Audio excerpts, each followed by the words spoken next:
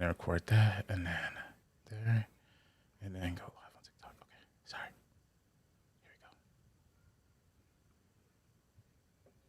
we go.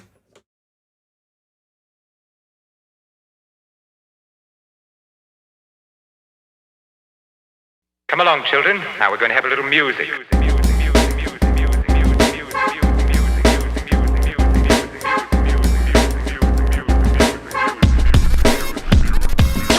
This ain't funny, so don't you dare. Yo, we are here live on First Cut Live. First Cut Live, we are live. Let me put the right L3 on there. But yeah, let me make sure we're also live. Yeah, let me make sure we're live everywhere. So far, looking like we're live on YouTube, at the very least. TikTok, what's up? Everybody, what's up? Boy, if y'all just knew what I was dealing with literally seconds before coming on camera here was not anything technical related, but let's just say, never mind. Okay, but yeah, we're live. Sabrina, how you doing? How you doing today? I'm doing good. No, RB3 was not playing, but I know we're late. We're here now, guys. Okay, there was a lot of things happening, but happy to be here. Excited to get into all the topics. Yeah, I'm sorry to get into it too. Thank you for your patience. I know we're always late. This time I was genuinely trying to be on time, but then, the hood got to hood, and I had to do hood rat things. You know what I'm saying? Or not do hood rat things. Shopping for your next car? Wait, what is this? What about a sunroof? Wait, huh? Oh, okay. So I see. Okay, my bad, gang. My bad. Apologies. We're gonna be doing this thing later with the tier list, and I'm using this website for the tier list. And these websites just be throwing the random ads. Put the sound on. I'm like, come on, y'all. Like, in fact, let me try and download an ad blocker too. But Sabrina, how's your weekend been? It's been good. Just running around, doing a lot of things. Lots of movies over the last few days. I caught up. Shopping for your next car? What about third row seats? Okay, I'm just closing this tight. Okay, yeah, that's okay. Y'all nuts for that. We'll come back to that tier list thing later. Back to the tier list. Yeah, and I'm gonna download an ad blocker while we at it. But yeah, what's up? How's your weekend? I watched Ice Cream Man, Eli Roth's movie, and that's like being generous to call it a film. Right. Obviously, like curiosity got the best of me. I do watch everything, and I watch stuff that I'm not looking forward to, and that was definitely one that I'm not looking forward to at all. It was worse than I could have ever even imagined. It was literally like a fake movie on like SNL or something, like the worst of the worst. Like if they were making a parody of a horror, that would be it. I don't understand it. All right. It uses AI and it looks atrocious, absolutely horrible. So Eli Roth is a threat to cinema, and I think that we should have that conversation sooner rather than later. A different movie that I watched today as well, Our Hero Balthazar, the one with Jaden Martell from It, and then like Asa Butterfield. Okay. Yeah, that I think a first-time director, really cool. So the premise, just for anybody who doesn't know, because I know this is one that's kind of been like flying under the radar a little bit. Mm-hmm. There's like a guy, he wants to impress his crush who's like an activist, and he's this like super bratty, wealthy New York, Manhattan type of like teenager. His parents aren't really paying attention to him at all. He like is super, super whiny. But anyways, he makes this online connection with a guy who is threatening to like do a shooting, like a big one. And so he actually goes to Texas to like hang out with him, essentially become his friend and try to stop him from like causing any harm. And it is so much different than I thought it was going to be. Like it really was. Really was so nuanced. Yeah. You know what? Yeah. It kind of flipped everything on its head a little bit, and it wasn't this kind of like straightforward story that I was maybe thinking it was going to be. Super, super cool, really sharp writing. The camera work was great. And Asa Butterfield's performance, one of my favorites of the year, bar none. That's good to hear. I know we're going to talk about, Asa Butterfield in a little bit, probably because he was allegedly in close consideration for the Scott Summers role. At least that's what the streets is saying, or so. But yeah, that's that's really good. I mean, I feel like it's been a minute since we've seen him have a good role. And I'm sorry, you said it was what kind of genre is this? Like, is it sci-fi or is it like? It's like a dark comedy. Okay. Yeah, it's really, really insane. I really liked it, and especially like by the time it gets to the ending and everything kind of comes full circle, it's very much so. It kind of gives a little bit. Not that kid from Eddington, the kid that like records and then he becomes like a social media star a little bit. Okay, like right. that type of energy is what is in this film a little bit. You know, like he's not actually genuinely trying to do anything good. It's very complicated, morally complex characters. I really like it. That's nice. Yeah, no, those are the best kind of comedy / like dark comedies that are like rich, but also, levity. I feel like levity is a big thing. And especially when you're like with a subject matter like this, I feel like it's very important to have that, but not like making light of it by any means. And yeah, gosh, rich people. Yeah. Too much. That's like my takeaway from that film. Yeah, nah. I mean, if we know anything from like Triangle of Sadness or all those crazy movies, like you can't trust no rich people, man. Eat the rich all the way through. It's like, we got to get rid of them. So, yeah, salute to that movie. Is it like a wide release or just like in a Vista or like some like Burbank? Or? It was actually the craziest release. It's been out in theaters on and off. I've seen it have like one showing at like Lemley or whatever. So I could not catch it because every time it was playing somewhere, I was either doing something else. It was all the way in Santa Monica. So it actually came out on VOD. So I just had to rent it and watch it at home, unfortunately. I would have liked to watch it in a theater and kind of get some people's reactions. Oh, that's what's up. I mean, hey, any way you can watch a movie. So then I was also going to say too, out of that, because we meant to talk last week about the one. Teenage Sex and Death at Camp Miasma. Well, yeah, that. Well, I haven't seen that one yet. To be honest, I'm still waiting to see that one. But we're gonna talk about her private hell. Yeah. What were your thoughts on that one? I was a little bit surprised going into it. Obviously, Nicolas Winding Refn, like between Drive and some other films, like he visually can kind of like create a enthralling little like energy to a story. So, but I feel like this one had such a lackluster screenplay that unfortunately like could not get saved by the visuals. I like that it was like a giallo though. Like it actually fully leaned into that, but it just didn't do enough for me. The performances were interesting though. Like Charles Melton was great. I really liked Sophie Thatcher and then Havana Rose Liu as well. But overall, it felt like when you're trying to recall a dream to a friend and you're like, I don't remember this aspect, and we just kind of get here and whatever. So everything's kind of like mushed up a little bit, but I appreciate the effort. Like I'd rather watch an ambitious film that looks really nice and is like better than something like Ice Cream Man. So that's kind of the bar. The bar is so low with that one, but Yeah, no, valid. I definitely agree that it's definitely better than nothing for sure. It's Nicolas Winding Refn is quite a character in my eyes, because I definitely grew up in a generation of like the teenage boy who like loved Drive and wore the jacket and like was all into it. And then his next film, Only God Forgives, was dealing with some problems in that. He was dealing with some issues. You know what I'm saying? He had some things he had to get off, some other issues. And, that whole Rene Russo subplot, I think that was Rene Russo. Terrible, absolutely atrocious. It's almost worse than Old Boy in some ways. And then, of course, his wife made that documentary about him. And that was kind of weird, too. I'm not going to lie. And then I feel like, I don't know, he kind of took a break. Also, Neon Demon. Neon Demon was the first time I actually hung out with somebody from Schmoes, like outside of work. It was me, JTE. We went to ArcLight Hollywood, RIP, saw it at the Dome. Nicolas Winding Refn had the weirdest Q&A ever after that. Like, you could totally tell he was tripping on something. And yeah, this movie definitely is a trip, I don't know what kind of mushrooms or substances were consumed during the making of this picture. But it's trying to do something for sure. They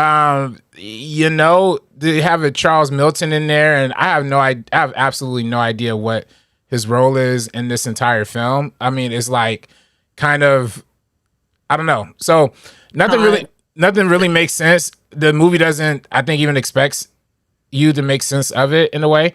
But yeah, it's cool. My only issue is just the dialogue. It was just, I mean, not only issue, there's so many issues. But the dialogue was so bad. I'm like, Nicolas, NWR, is that what he's calling himself now? NWR. Oh, here we go. Wait a minute. Do we have Andres popping in? All right. All right. Cool. Oh, Hello. my bad, y'all. Yeah, nah, you made it. All right, cool. I made it, man.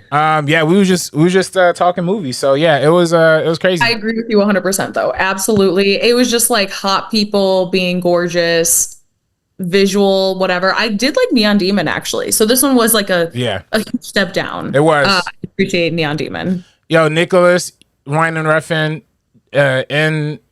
NWR, whatever your name is.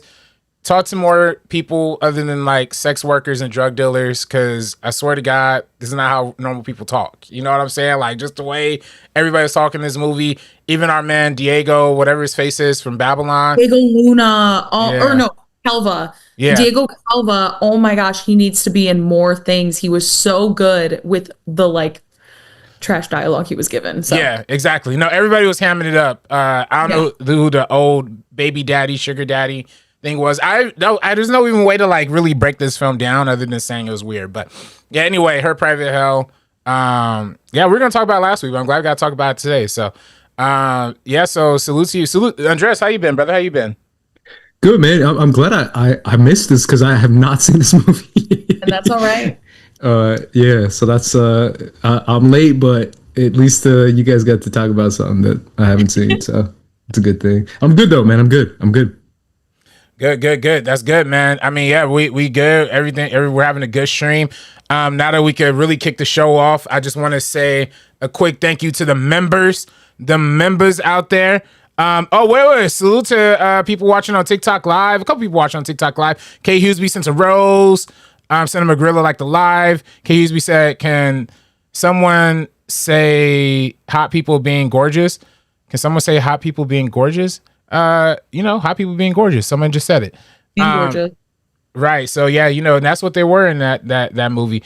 Jack talking about where the casting announcements. We don't talk about casting announcements. First, got shout out the members: Burning Ashes Productions, which is me, Ray Tabin, Wiley Todd, Enter Landman, Alvin 89, Geek Ledger, BITCH Boy, Brendan Wellington, Mr. Well, Donkey Donk, and PG Landville, Jokester 954, Jake Kanish, and Tiffany Daya. Salute to everybody who's stuck around in the membership tier. To everybody who didn't renew, F y'all. No, I'm just kidding. But no, salute to everybody who's here and just kicking it with us. So, and yeah, and hit the like button, subscribe. We got a lot of good videos, a lot of good content coming out. Yeah, so that's us. And Andres, you got the fresh cut, brother. What's up with that? I know, man. I had to. I'm sorry. I couldn't deal with the hair messing it up so much, and I was like, you know what? I'm done with it. I'm sorry. Yeah, you got the Buzz Lightyear. You know what I'm saying? Yeah. Like you got the Starship Space Commander vibe. I like it. They ready to shoot you up into space, be an astronaut in Project Hail Mary, bruh. Like pretty much, man. Yeah. So yeah, I had to do it, man. So I got rid of it. So yeah, it's just me now. It's just no more hair. no more hair. There you go. I'm tripping. All right, but yeah, so we talked about Her Private Hell. We want to talk. We're talking now. X-Men. Yeah, let's do it, man. It's the main topic for today. So I think that's kind of the big conversation around movie news this past week, because there hasn't been a big dent inside movies after Spider-Man. The only major thing that people are speculating now is who's going to be an X-Men, and so far, I believe the only confirmed casting, obviously, is Sadie Sink as Jean Grey. But besides that, we have Samara Weaving, based on what Deadline is reporting, as Emma Frost, which is a very powerful telepath, and also turns her diamond her skin into diamonds, which is really cool. She's a great character in X-Men, has been around for a while. Other one that seems like it's pretty much confirmed is Kit Connor as Scott Summers, which is going to be our Cyclops. Kit Connor, I believe, is from a show called Heartstoppers. I haven't seen the show, but apparently he's a great actor of that show. And then the only other ones that have been tossed up in the air is Kaylee Spaney as Rogue, and crap, I'm gonna forget his name. Homie from Beef, who is Kaylee Charles Spaney's Melton. husband. Yeah, Yes. Charles Melton. Yeah, we Oh, we were just talking about him. Right. There you go. For Private Hell. Yeah. Potentially being Beast, but based off of reporting that came out a couple days ago, RB3, I don't know if you saw this, they said that he might back out of the role, or he might be considering backing out of the role. Why? Wait, is he busy? Is he too good for X-Men, or what's up? Apparently that's kind of what he's kind of vibing with, and to be honest, like, He is too good for X-Men. he is too good in a way. For MCU. He's great. Honestly, a lot of Homie's these people great. are, though. I will say. A lot of them I are think he's a good. great actor, but so far that is what has been up in the air as far as casting confirms. And then obviously giant speculation, but this is only fan speculation. I don't think any like scoopers have reported this. Is this Jamie Lawson as Aurora or Storm? I mean, yeah, we all that's been- fan speculation. Yeah. That's not necessarily scoopers or any kind of trades picking that up. But how do you guys feel about this casting so far? At least the ones that we know of so far. Honestly, I would have loved to see some fresh faces for some of these younger characters, Rogue even. Like I feel like I'm kind of getting sick of seeing the same group of like 25 actors playing every single role. Like Charles Melton and Kit Connor were in Warfare together. True.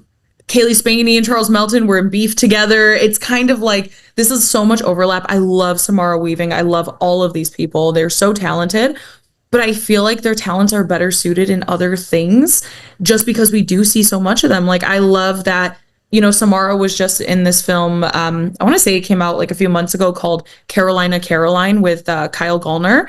And some of those like indie films that are kind of just like interesting stories to tap into. I feel like I love something like that versus having her in another franchises we already see with like Ready or Not or some of these other films. I feel like she can kind of flex some of her talent somewhere else. So I would have liked to see fresh faces for most of these. I understand getting maybe like a few people.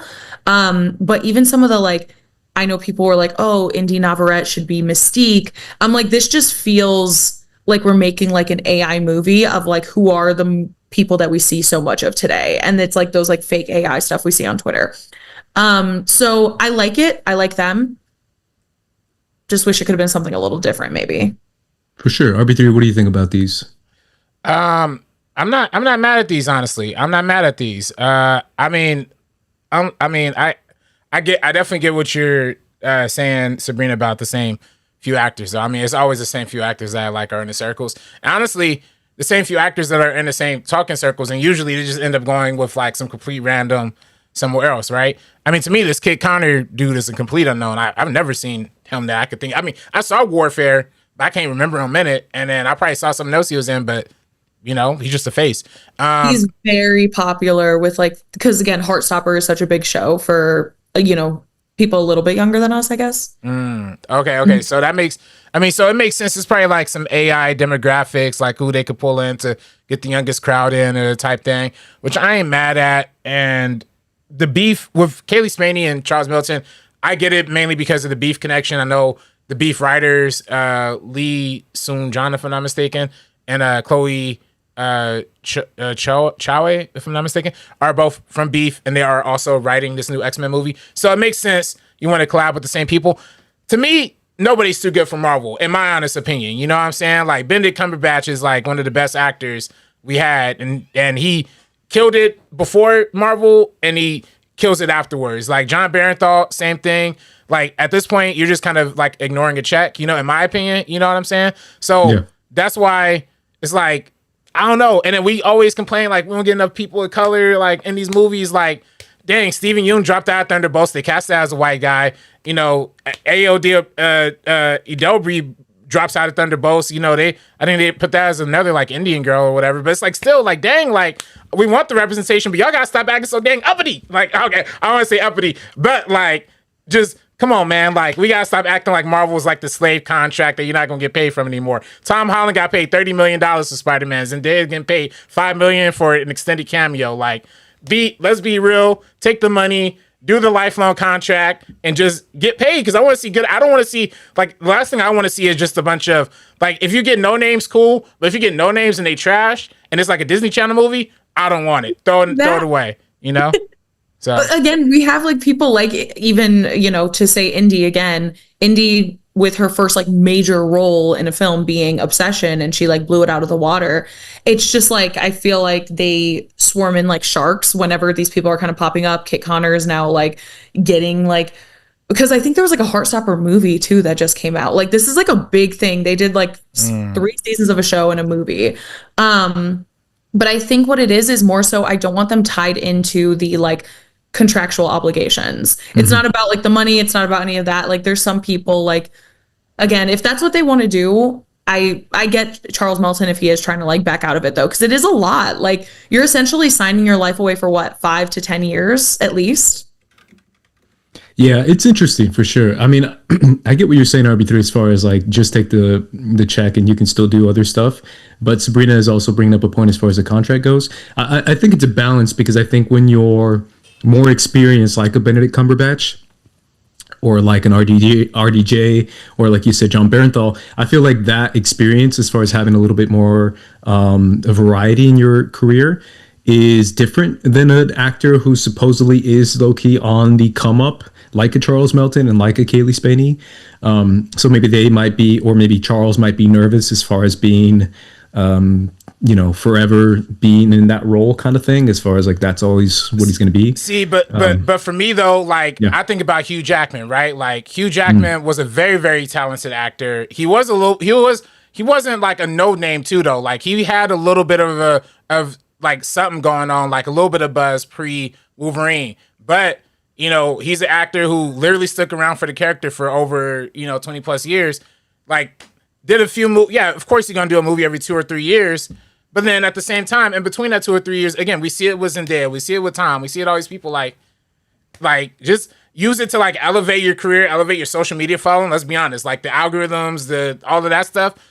Do that, and then if you want to bounce or you want to, leave, they'll either kill you off or they'll recast you. Like, it's just that simple, So it's like that's my only thing of like, I want to see great. I don't want to see good actors doing X-Men, especially with Drake Schreier directing, with these writers attached. I want to see great actors. I want to see some of the best young actors we got. So that's why the whole casting bubble makes sense. And honestly, going back to the Kit Connor thing, I know people were talking about Cooper Hoffman. I would have loved to see that. Like, I would have loved to see Cooper Hoffman as Scott Summers. Like, people are body shaming him. Y'all are mean. Y'all are rude. Y'all did that to Shameik Moore, and now he's on Twitter crying every other day. And now y'all got to stop doing that to Cooper Hoffman. All right, we're done with that. I want to see Cooper Hoffman be a superstar, and he's definitely more than talented enough to do it.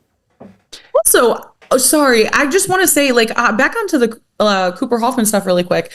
It's absolutely insane considering we can watch movies and TV from like 30 years ago. Think of like even like his father, and you don't have to look a certain way to play a certain character. Like, you can look like a normal person too, and that's not like a bad thing. I actually miss seeing like character in people's faces. I miss seeing like wrinkles around their eyes when they're like upset and they're like about to cry in a film, or like variations of like noses and not like necessarily nose jobs all the time. So I think it's very important too. I agree with you there, RB3. Can I say, and maybe this is just me on some bullshit. Uh-oh. Can I be so honest? And you're right, RB3. I agree. You both are right. But can Disney be on such big bullshit to the point that they actually like vetoed his casting because of that? I did feel like they could have. I could see them pulling that, where they were just like, Cooper Hoffman's great. And then somebody is like, well, actually, I was on Twitter the other day and they said it was bad, so we're gonna negate the casting. I kind of feel like they could be. I dead believe that. Like, they dead were gonna cast him, and then somebody was like, actually, they're kind of clowning him on Twitter, so let's not cast him. I could see him being that reactionary, dead ass. Well, one, because obviously a lot of us, like, when we see that character, we think of James Marsden. So that's a very like, that's literally one of the most handsome men on this entire planet. But it's funny because people are saying like Kit Connor is literally like the like hotter. This is what someone on Twitter said, not me. I disagree. I like Cooper Hoffman. He's very cute. But that Kit Connor's like the hotter version of him because he has that same like color palette, skin tone. Like they're very similar looking, just very slightly different. So I wouldn't be shocked. And then also, yeah, kind of thinking of like the bankability. Again, if he already has this like built-in teeny bopper fan base, the same way that Sadie Sink does as well, it's kind of a little bit easy to go in that direction. Yeah, I feel like that's a major point for sure. To be honest, I think that's the casting that I'm the most like scratching my head at. Maybe because I do feel like it's a little too safe, in my opinion. I really wanted a creative casting for Scott. I think that would have been the way. That would have been the one to do it. Where if you want to go rogue and you want to be basic with rogue, fine. If you want to be, strong actress but pretty simple look with Sadie Sink, that's fine. But with Scott, I kind of wanted something a little more creative. I think that would have been the one to do maybe a POC as well, to do like a Dev Patel, like a Pakistani dude, an Arab dude, and somebody different that doesn't have to be a white dude, in my opinion, as far as Scott Summers goes. I think that would have been a creative casting. And also with the Charles Melton one, RB3, I'll push back a little bit, maybe because I feel like maybe he's thinking in his head where you're saying he'd be the only POC, he'd be in a mocap suit. And I think that might be, he's Beast. He would be Beast. And I think he's thinking like, I'm going to be blue. I'm not even going to be Asian in the movie. I'm just going to be a blue creature running around and saying one-liners. I mean, to be fair, I know people love Beast. Beast is great, but he is the most like basic out of those characters. He is very like, he says a one-liner and he'll jump around and do some science stuff. Like he's very basic, to the point that I'm just like, maybe even I as an actor would be like, is that what I want to be known as for 10 years? I don't know. Some actors, a fearless actor, wouldn't be afraid to take on that and make it his own, aka Nicholas Hoult. And again, Nicholas Hoult. But to be fair, Nicholas Hoult fought to not be blue. Yeah, well, and he wasn't blue in like half those movies. Hey, look, well, that's also too like they did that with Jennifer Lawrence as well too. That's what I'm saying. They both fought. Now they know how to sell. They want to know. They want to sell the movie too. But at the same time, though, Nicholas Hoult wasn't some like A-lister at that time either. Like this is pre Mad Max Free Roll. This is pre like all of that stuff. He was literally on the come up, and he was like, okay, like this is a good script, this is a good opportunity. Let's jump at it. So all that to say, I know Leo told Timothée Chalamet don't do superhero movies. I know everybody is like all anti superhero movie right now, but the thing is, if you're a good enough actor, you can make it work, and you can like even elevate your career like from it, in my opinion. So, but that's just me. But hopefully, therefore, I say that all to say, let's not jump down Jamie Lawson's throat if she does get the Storm role. So in that way, like, because everybody's like, oh, like Charles Miller's too talented. You know what I'm saying? Like, no.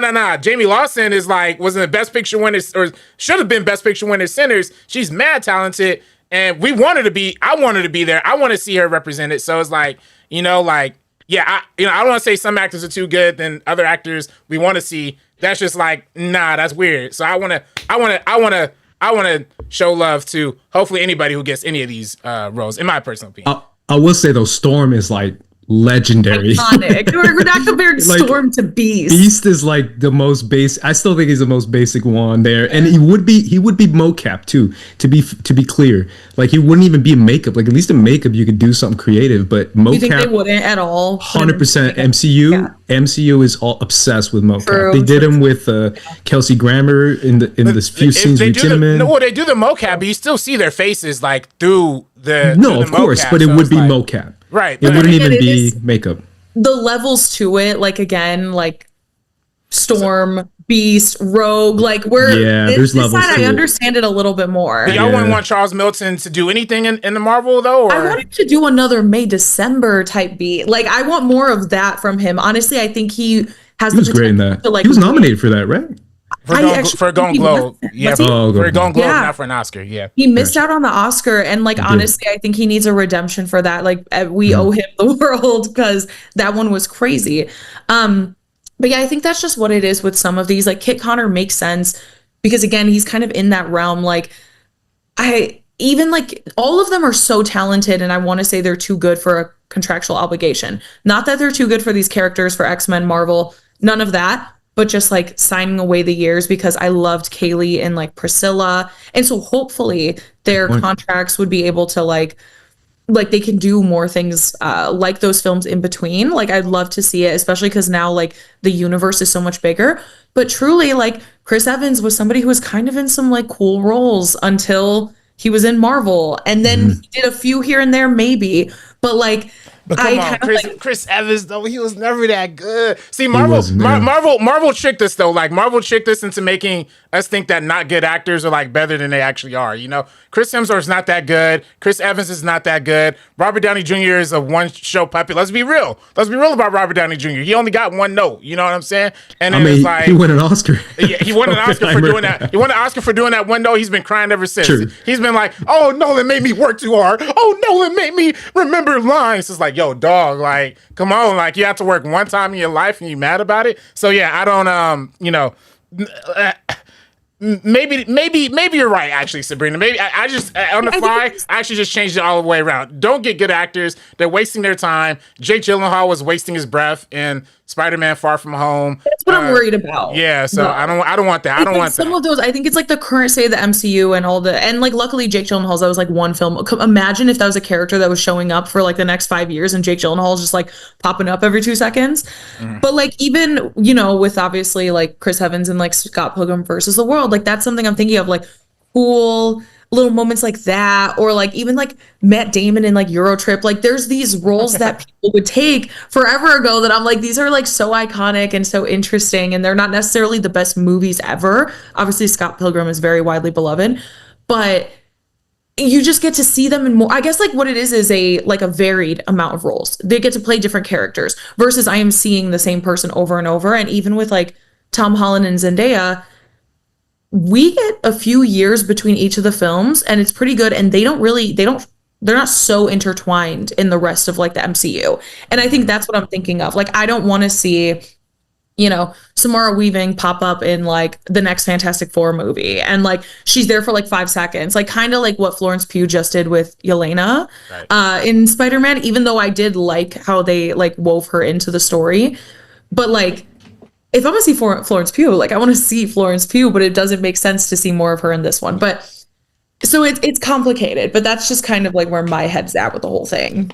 Yeah, I think it's based a lot on the agents, on what the actors choose throughout that time, the scheduling too, like spacing out when to do what movie and how to do it. It's a lot more complex. I don't envy I mean, I know a lot of people want to be actors. I would never want to be an actor. I would hate doing that stuff because of this kind of stuff too, because of typecast, because of staying in one role, because there is some actors that break out of it. You're right, like a Florence Pugh, who's able to do anything she wants, basically. Yeah. Because she is so good, but there's also actors who just can't break out of it ever. And unfortunately they get kind of stuck there. But I'm with you, RB3. I do think you're right in the sense that we do want good actors to do these roles. I think that's the best way to look at it. They want the best for the roles. And I do think they have to audition for it either way.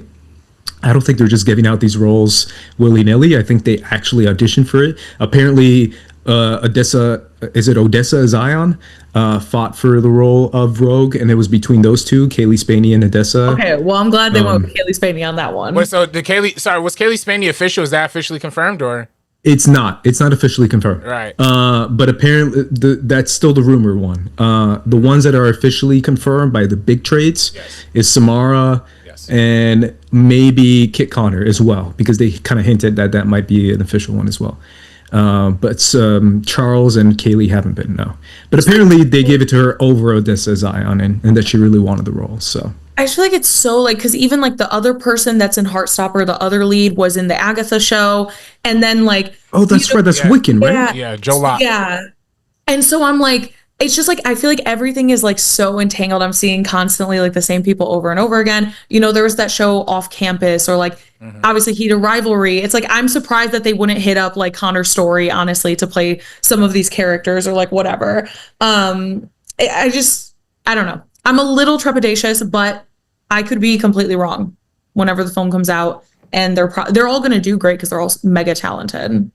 Yeah, for sure. Yeah, I mean, look, all these people are way richer than I'll ever be will ever be. I mean, I'll ever be. Y'all probably be way worse than everybody. But yeah, no, thanks. Man, dang, chat is popping off this discussion, both on YouTube and on TikTok. People don't like me switching sides like that. No, I get it. No, but I do think, yeah, there's some people, you're right. I don't want to see some people waste their breath in these movies.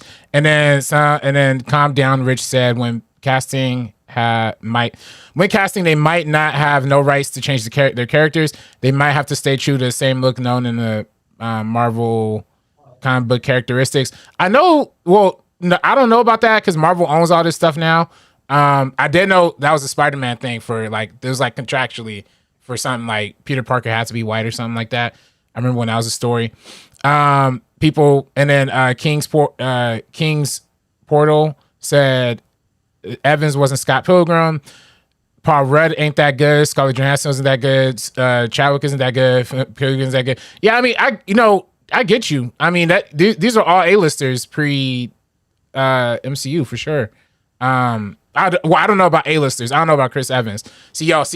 TikTok. So YouTube is very pro Chris Evans, and then TikTok is like hating on my man Chris Evans right now. Love that. Yeah, T'Challa's like, not another teen movie, don't count. Christian said, what popular film was Chris Evans in prior to Captain America? Fantastic Four. Yeah, Scott Pilgrim. Nanny Diaries, Scott Pilgrim. Like, I think what it is, because even think about like, since Scarlett Johansson was brought up, it's like, I love her in like Marriage Story, Jojo Rabbit, and that was all stuff that were kind of like post MCU where she finally had like time and freedom again. I just think that there's sometimes like I could not picture another person in Marriage Story doing what she was doing. Like, it's just super iconic. So I don't know. It's like, again, Ryan Gosling with the Sean Levy of it all. I would just love to see him in Little Freak movies. I love him in Little Freak movies so much. That one, Blue Valentine, again, Only God Forgives, Drive, all of that. But he likes that money. He's chasing the money right now, and that's okay. We talked about it. I don't think you were in that episode, Sabrina, but we talked about making bank, and RB3 and I agreed that I'm pretty sure he's one of the highest paid actors right now. Yeah. Gosling is. I'm pretty sure he got like 25 mil out of Project Hail Mary, which is insane. So that's kind of like the rumor is that he got 25 mil off that. He deserved every penny. He deserved every penny. He did, but that's a lot of money, bro. That's a lot of damn money. He deserved it. And he'll probably get the same in Ghost Rider, even though Ghost Rider isn't that popular. I just, for me, I won't comment on that just because this is first cut and this is what I do. I will say that it is a little weird that they didn't want to do any kind of POC casting for one of these roles. I know there was that fun. It was a fun rumor. It was just a fake little thing that Kiki Palmer was doing about Rogue. Was it like 2-3 years ago? That was like a fun little thing that it's just a little bit more creative, out of the box thinking that Rogue doesn't have to be a Southern white girl, but it can be a Southern black girl. And then a lot of people, me included, were saying Scott Summers didn't have to be a white guy. I said he could be any race, and I think that'd be kind of cool. But they ended up going just like 4 white people straight in a row, or like 3 or 4 white people, which to me is a little disappointing. And for a lot of people who say that, this is just the best people they had for the role, that's not true. This is pretty much predetermined ahead of time. So it is a little bit of a bummer. At least I would like one of these roles to be a little more creative in that casting. So yeah. But we still have to wait for the big ones, the big dogs, which is Professor X and Magneto. And what are your guesses for those? Apparently, I mentioned this 2 weeks ago, right? The guy from Task. You saw Task, right? RB3? Yeah, Tom Finley or something like that? Yeah. Apparently he's one of the finalists for Professor X, alongside apparently Christopher Abbott is the other finalist. Oh, from The Pit? No, is he in The Pit? No, he's in like Sanctuary, Wolfman. He was in Girls. That guy. Again, no, not my other little freak. I need my like little freaks to stay in their little freak movies. The little freak lanes. Anyone who hasn't watched Sanctuary, please watch Sanctuary with Margaret Qualley. Yeah. Or Qualley or whatever. Oh, he just had a baby with Aubrey Plaza. Oh, so there's some Nepo stuff. So there's some Nepo baby stuff right here, like, basically. Yeah, apparently it's him and homie from Task, who are like one of the finalists. And as far as Magneto, that is just up in the air. people have no idea. But real quick, do you guys think this is going to be announced at D23? That's like the big rumor, which is going to be this weekend. Yeah, I mean, I think so. I mean, it just makes sense. Yeah. You guys. Oh, yeah. Well, I was just going to say, it really is like a tall task, and I'm like curious to see how they're going to navigate that, because I did think James McAvoy and Michael Fassbender were so good. Like, they really stepped up to the plate as like the second iteration. I personally, I know we're saying again, keep my little freaks in the freak movies, but if they were to take one of my little freaks, Dev Patel, honestly, because you mentioned him earlier, like Dev Patel could be Professor X, and I could see that. Big fan of him. So, but how old do you think are they going to go with these characters? Because, Christopher Abbott and Tom Perferry, their age, what are they, like 42? They're like right at their 40s. Christopher Abbott's 40. The other dude's like 41 or like 39 or something. That's probably where they're. So Dev Patel fits in that range. Yeah.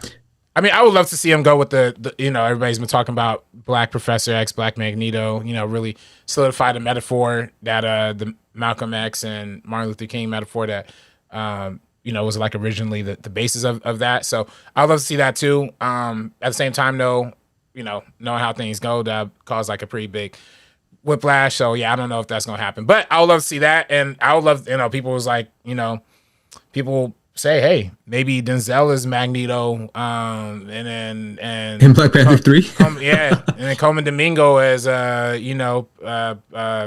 Professor X type vibe. You know what I'm saying? It would be so good as Professor X. That would be really good. They're not going to do that. If they can't even do like an Asian Scott Summers, they're not going to do that. Hey, but hey, if Denzel though, if it's Denzel, I think there's one black actor that people wouldn't get mad at. Probably, maybe, I don't know. Will maybe be Denzel. I think maybe. The reason why I disagree, here's two reasons why. Because a lot of people are really passionate, and for good reason, I would say that Magneto is a Holocaust survivor somehow. Right. Whether he's like using his magnetism to like not appear that old, and maybe that's how they get a younger actor. But that's a big part of his character, is the fact that he is a Holocaust survivor, and the fact that I think what's his face, the director's Jewish, right? He's like a Jewish dude. Jake Schreier, yeah. I mean, that's So that's probably even more reason why he would want to get Magneto too. Also, again, like I think Denzel's kind of in a place in his career where why would you want to do this? Like even Gladiator. I mean, he's doing Black Panther 3 though. That makes sense. Like that, first of all, Ryan Coogler and obviously Black Panther as a whole. But like this is like brand new X-Men. You have no idea where it's gonna go. Yeah, I feel like if they got somebody late 40s, 50s, I feel like that fits a little bit, especially because some of these actors that they're casting for obviously like these characters are close to being like 30. So I definitely want to feel kind of that gap between, Professor X and Magneto and some of the students. Yeah, who's this was a rumor, but I saw it on New Rockstar, so apparently it's got a little bit of traction. Somebody said, I don't know if somebody said it in the Disney studio, but somebody said Adrian Brody as Magneto. No, I could see that. No, I like that. I could see that. Like I could see it too. Yeah, I could kind of see it. You don't like that? My favorite. I don't want to see that. I don't want to see anything about that. Nothing at all. No, I'm 3 Oscars. He gets an Oscar for Magneto. He's talented. Yeah. No, I don't want to see a Marvel movie. I know that would be the most annoying press run of all time. He is so actor brained. He's crazy. I love it. I was gonna say he's kind of a crazy dude. He'll go full method. Like he'll be trying to bend metal himself. Like that's why I really want to see that. He would win an Oscar for me. He would. No, he would. He definitely would. It'd be his third Oscar. There's those people on TikTok that like, I don't know if you guys have seen this, but they think they're like training to do like telekinesis. Oh yeah. And they like flip water bottles and stuff like that. That's literally going to be Adrian Brody on TikTok Live. He's going to be sitting there. People are going to be sending like galaxies. No. Yeah. The other one that people, and again, this is just a fan casting, so this isn't even picked up by any trades or any scoopers, was Lee Pace as Magneto. Yeah, people say Lee Pace. Yeah. I don't know if he's Jewish or not, but that's an interesting choice as well because of his presence. I mean, he plays, what is he? From Invincible. He's Thrag. Right. So yeah. I know some people. Yeah. One that I really liked, some people said Cillian Murphy as Professor X. I don't mind that. That'd be fire, actually. I could see a Cillian Murphy Lee Pace combo. Yeah, Yeah, I don't mind that at all. I don't think Cillian Murphy's opposed to franchise movies either because he does the 28 years and stuff, and he's done a lot of schlock. So I could see Cillian Murphy signing on for that for sure. Yeah, I'll be interested to see if they announce this at D23. Do you guys have any other speculation as far as what else they would announce in D23 Disney wise? What else is left? It's Star so Wars? hard to differentiate. Yeah, like Star Wars. What are you thinking? Like, do you think anything's gonna? I mean, yeah, that's a good question because that would be it for me. Yeah. Ahsoka season 2, maybe we get a trailer for that. It could be something that they've been teasing for a little bit. Apparently, Simon Kinberg today released a photo that he's over at Lucasfilm doing something at the Lucasfilm. What is it? The museum or the Lucasfilm Ranch? That's what it is. Skywalker Ranch. Yeah. So Okay, and his trilogy was announced. RB3. His was announced. I think even before the Rey movie. Simon Kinberg was announced to do a trilogy for years. I don't think they've ever give us any updates on it, but he's been announced for that for years. What do you think about that?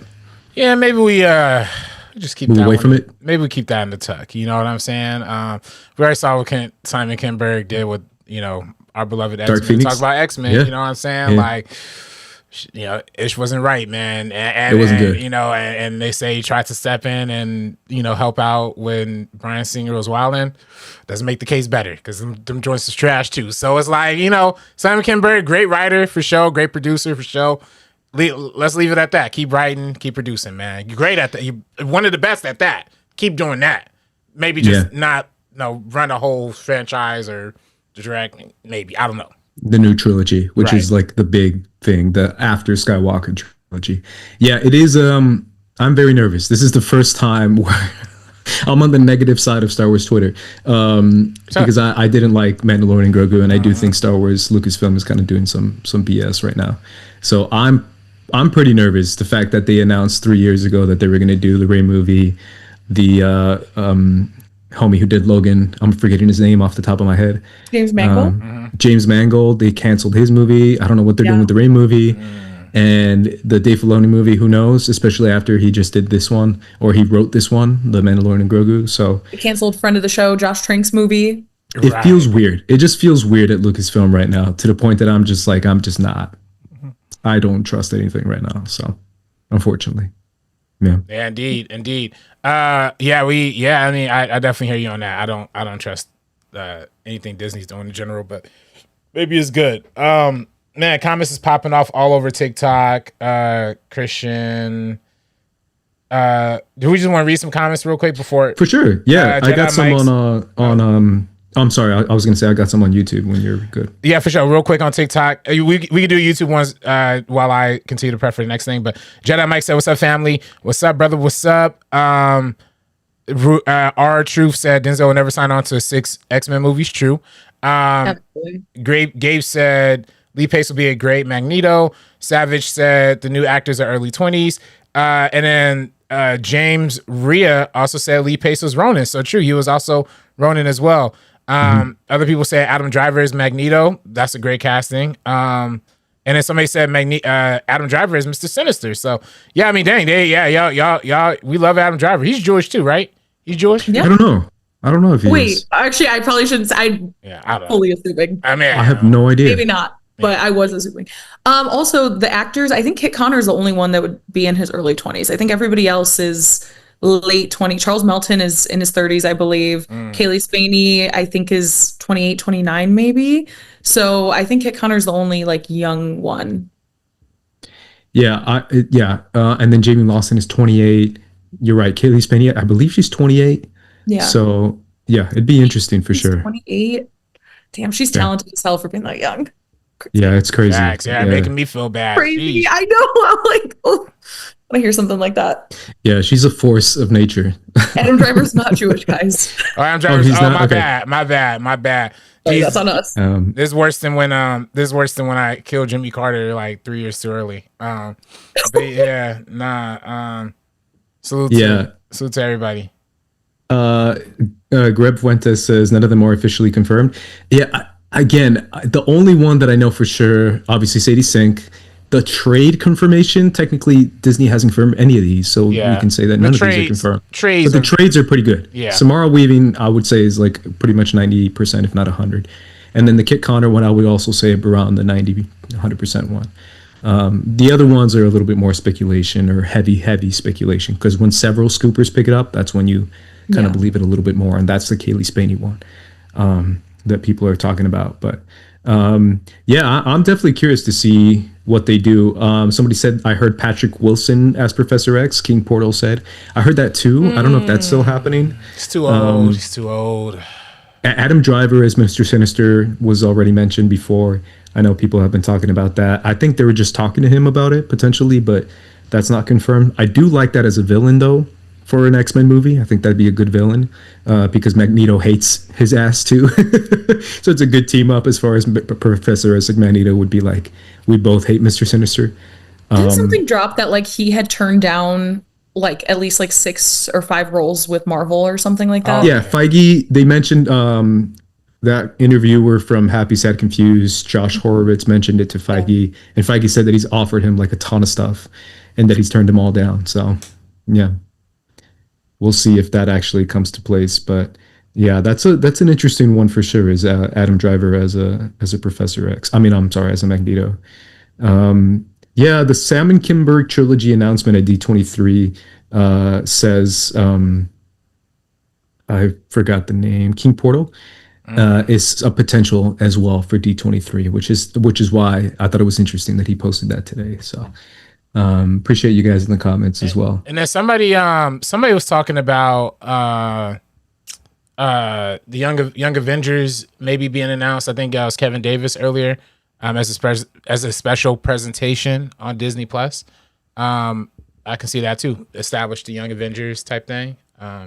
Maybe. I kind of would hate that, to be honest. I like the idea of the Young Avengers. I just don't like the idea of a special presentation for it. I think that writes them off a little too quickly. I still like my theory as far as Young Avengers in Secret Wars. That's kind of like my theory, is that Peter Parker is going to be, and that's why he's off-world in the post-credit scene, doing some sort of mission with the youngins.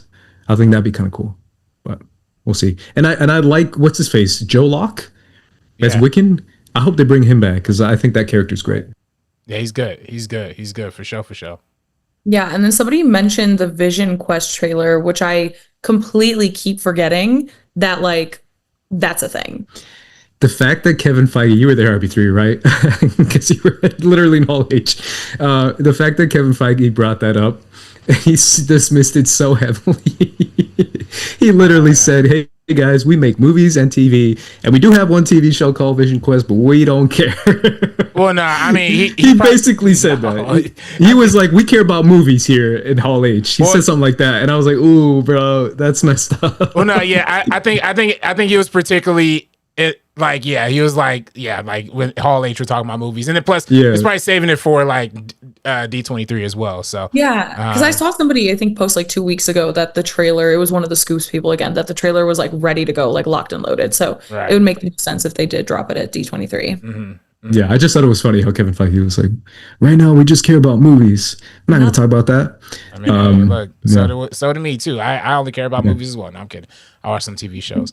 But yeah, I think it's crazy. I know. Sorry, you were gonna say? No, go ahead.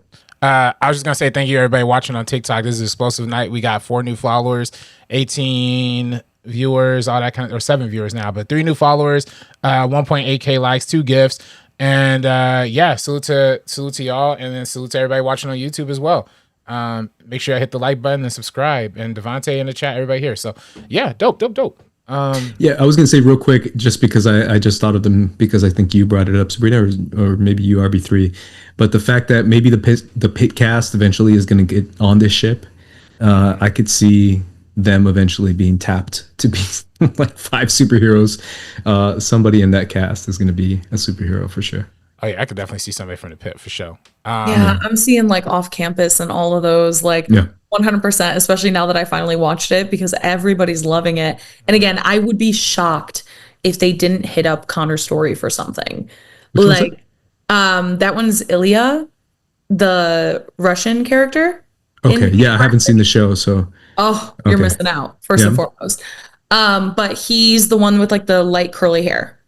I would just be like, because people like both of them are already working on so many different projects, but like I could see him as a superhero undoubtedly. Like he's insane. And also his physicality, like he can do like flips and stuff. You know what I mean? Is he the hockey player guy? Yeah. Okay. They're both hockey players in it. Copy. Okay. Yeah. Got you. Salute to the super chat from I think King Sport Cow. Thank you for the super chat. Y'all see I kept saying King's Portal. Yeah, no, I kept saying that too. He said, y'all see what Feige said about Blade? Yeah, we talked about it last week. It's what time it is, man. You know what I'm saying? Yeah. Man, dress makes me look like a racist every time we talk about it. Because what did I do, bro? You make me. I'm looking back at the clip like, dang. I guess I do don't want black people in this. I guess I don't know. And then dress is like, no, it's effing racist. F you if you think it's not racist. I'm like, oh shoot, I guess yeah, you're right. And then you're standing people hit on me, bro. Hard. All right. Yeah. Hey, look, we stand. I'm standing on it. We here. I'm standing on it too, bro. We here first cut. Hey, look, that's why they invite some people. Everybody is like, everybody's. I don't know, man. It feels weird right now. It feels weird. It feels like politicians are just like, no, we love cops. We love white people now, and it's just like, I don't know. We're going so far to just being so brainwashed now. I don't get it, but whatever. Hey man, you ain't lying. But at the same time, I want to enjoy Spider-Man and Marvel in peace. Enjoy Spider-Man. We could still mourn Blade while enjoying Spider-Man. Nah, just be making a brother feel like you a cop lover, propagandist, far right. You like Spider-Man, dog. I'm like, oh. I mean, he's basically a cop in the movie, bro. See, there we go. He's go. a whole cop. He's literally on call. There you go. And then he points to the cops and he's like, "You guys are the real heroes." Wait, real quick. Okay, sorry. We'll do the next segment will be pretty fast, hopefully, I think. But for one more quick thing, I just want to mention that has been on my timeline. Rosario Dawson was originally in Spider-Man Brand New Day, and they cut out her scene. Tough to see. I love Rosario Dawson. I'm a big Rosario Dawson fan. I love her character, Claire Tempo. I thought it was an obvious scene, towards the end. Spider-Man goes to the hospital. Slight spoiler alert. I thought that's where it would be. Apparently, it wasn't there. It was like earlier in the film, according to the rap. Oh, sorry, you saying? Oh, I was just saying, interesting. I also assumed it was where you thought. Yeah, I thought it was that too. Apparently, according to the rap, it happened after that fight with Scorpion, where he like messed up the police car, and then he talked to Claire, and then apparently he like talked to Hulk about the evolution. So I guess they cut it because it was like a double beat. Whatever they did. Not a creative use of her character.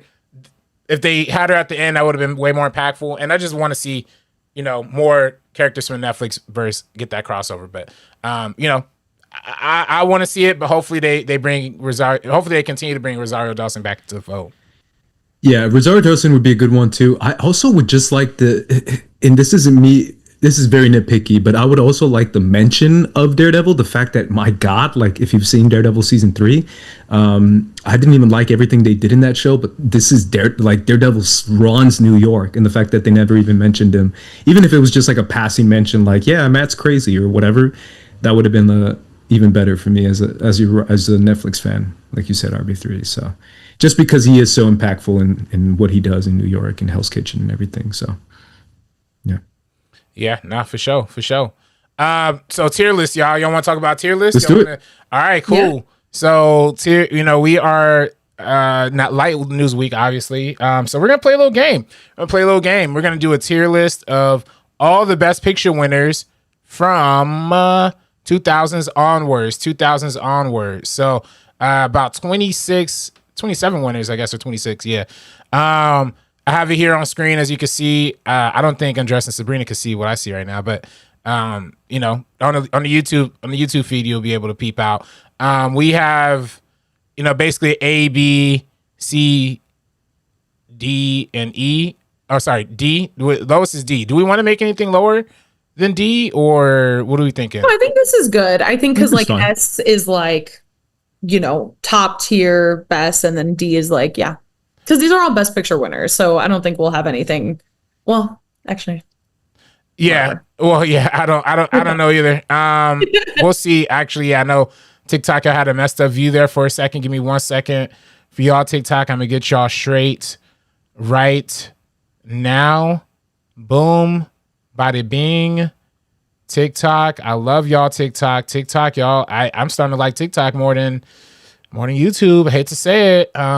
TikTok's been really fun these past few weeks. YouTube is gonna be mad, bro. I know YouTube don't like that. YouTube, you gotta fight back, man. Come on. Okay, so all right. So we want to go by year or how we want to do it, y'all? Like, I say we start with the tier, right? We should start with what do we feel I like feel is like we the should worst? start by year. Really? That's Okay. That's gonna be hard to keep track of. Yeah. Okay. all right, Let's cool. do it. So yeah, okay, cool. So year 2000. 2000 Best Picture winner was Gladiator. Gladiator, what are we putting y'all? I want to say B is my first instinct. I was leaning towards This is we're in the meeting of again. We did this kind of shit. What are you thinking? I just disagree. I was thinking B. I'm thinking A or S. S? Oh. For A or Gladiator. S. Yeah. I love Gladiator. I don't know. Well, then maybe we can. I want to say a high B, low A. What did you say, arbitrary? Because I interrupted you. I was gonna say B. But Okay. So if I get vetoed, if we got two B's, no, you and I got say B, A. B, and an S. Maybe that's an A. No, but I'll say A. I'll say A, and then you guys said B, so we can leave it at B if we want. So we got 2 votes for B, 1 vote for A. We can always move it. By the end, we can because we can also put stuff after each other on B, so it could be a high B right now. Okay, I'll take it. Yeah, high B. Okay, I like that. Okay, 2001, A Beautiful Mind, another Kurt Russell. How you feeling? I personally say D tier, but that's me. D tier. Wow. I was about to agree. Damn. What do you D's feel? crazy. Isn't D the lowest? Yeah. I would say D or C. I was gonna say C or B, but I'm cool C. with. I could do C. I could do C. I could live with C. Maybe it's not that And obviously, bad. chime off in the chat too. Like if we're offending you, like if you completely disagree and you think this should be an S tier or whatever, just let us know. I'm curious. Yeah, me no, too. definitely. This is all for discourse. This is all good fun. This is all good fun. They say guy on the right is echoing. I'm echoing. Okay, good to know. Sorry about that. See what I could do about that. Honestly, don't know if there's anything I could do about that, gang. But wait, one sec. I think I have a solution. 1 second. Right. Yep. Check. Okay. Cool. Am I still echoing? Oh, maybe I am. Check. Am I still echoing? Okay, cool.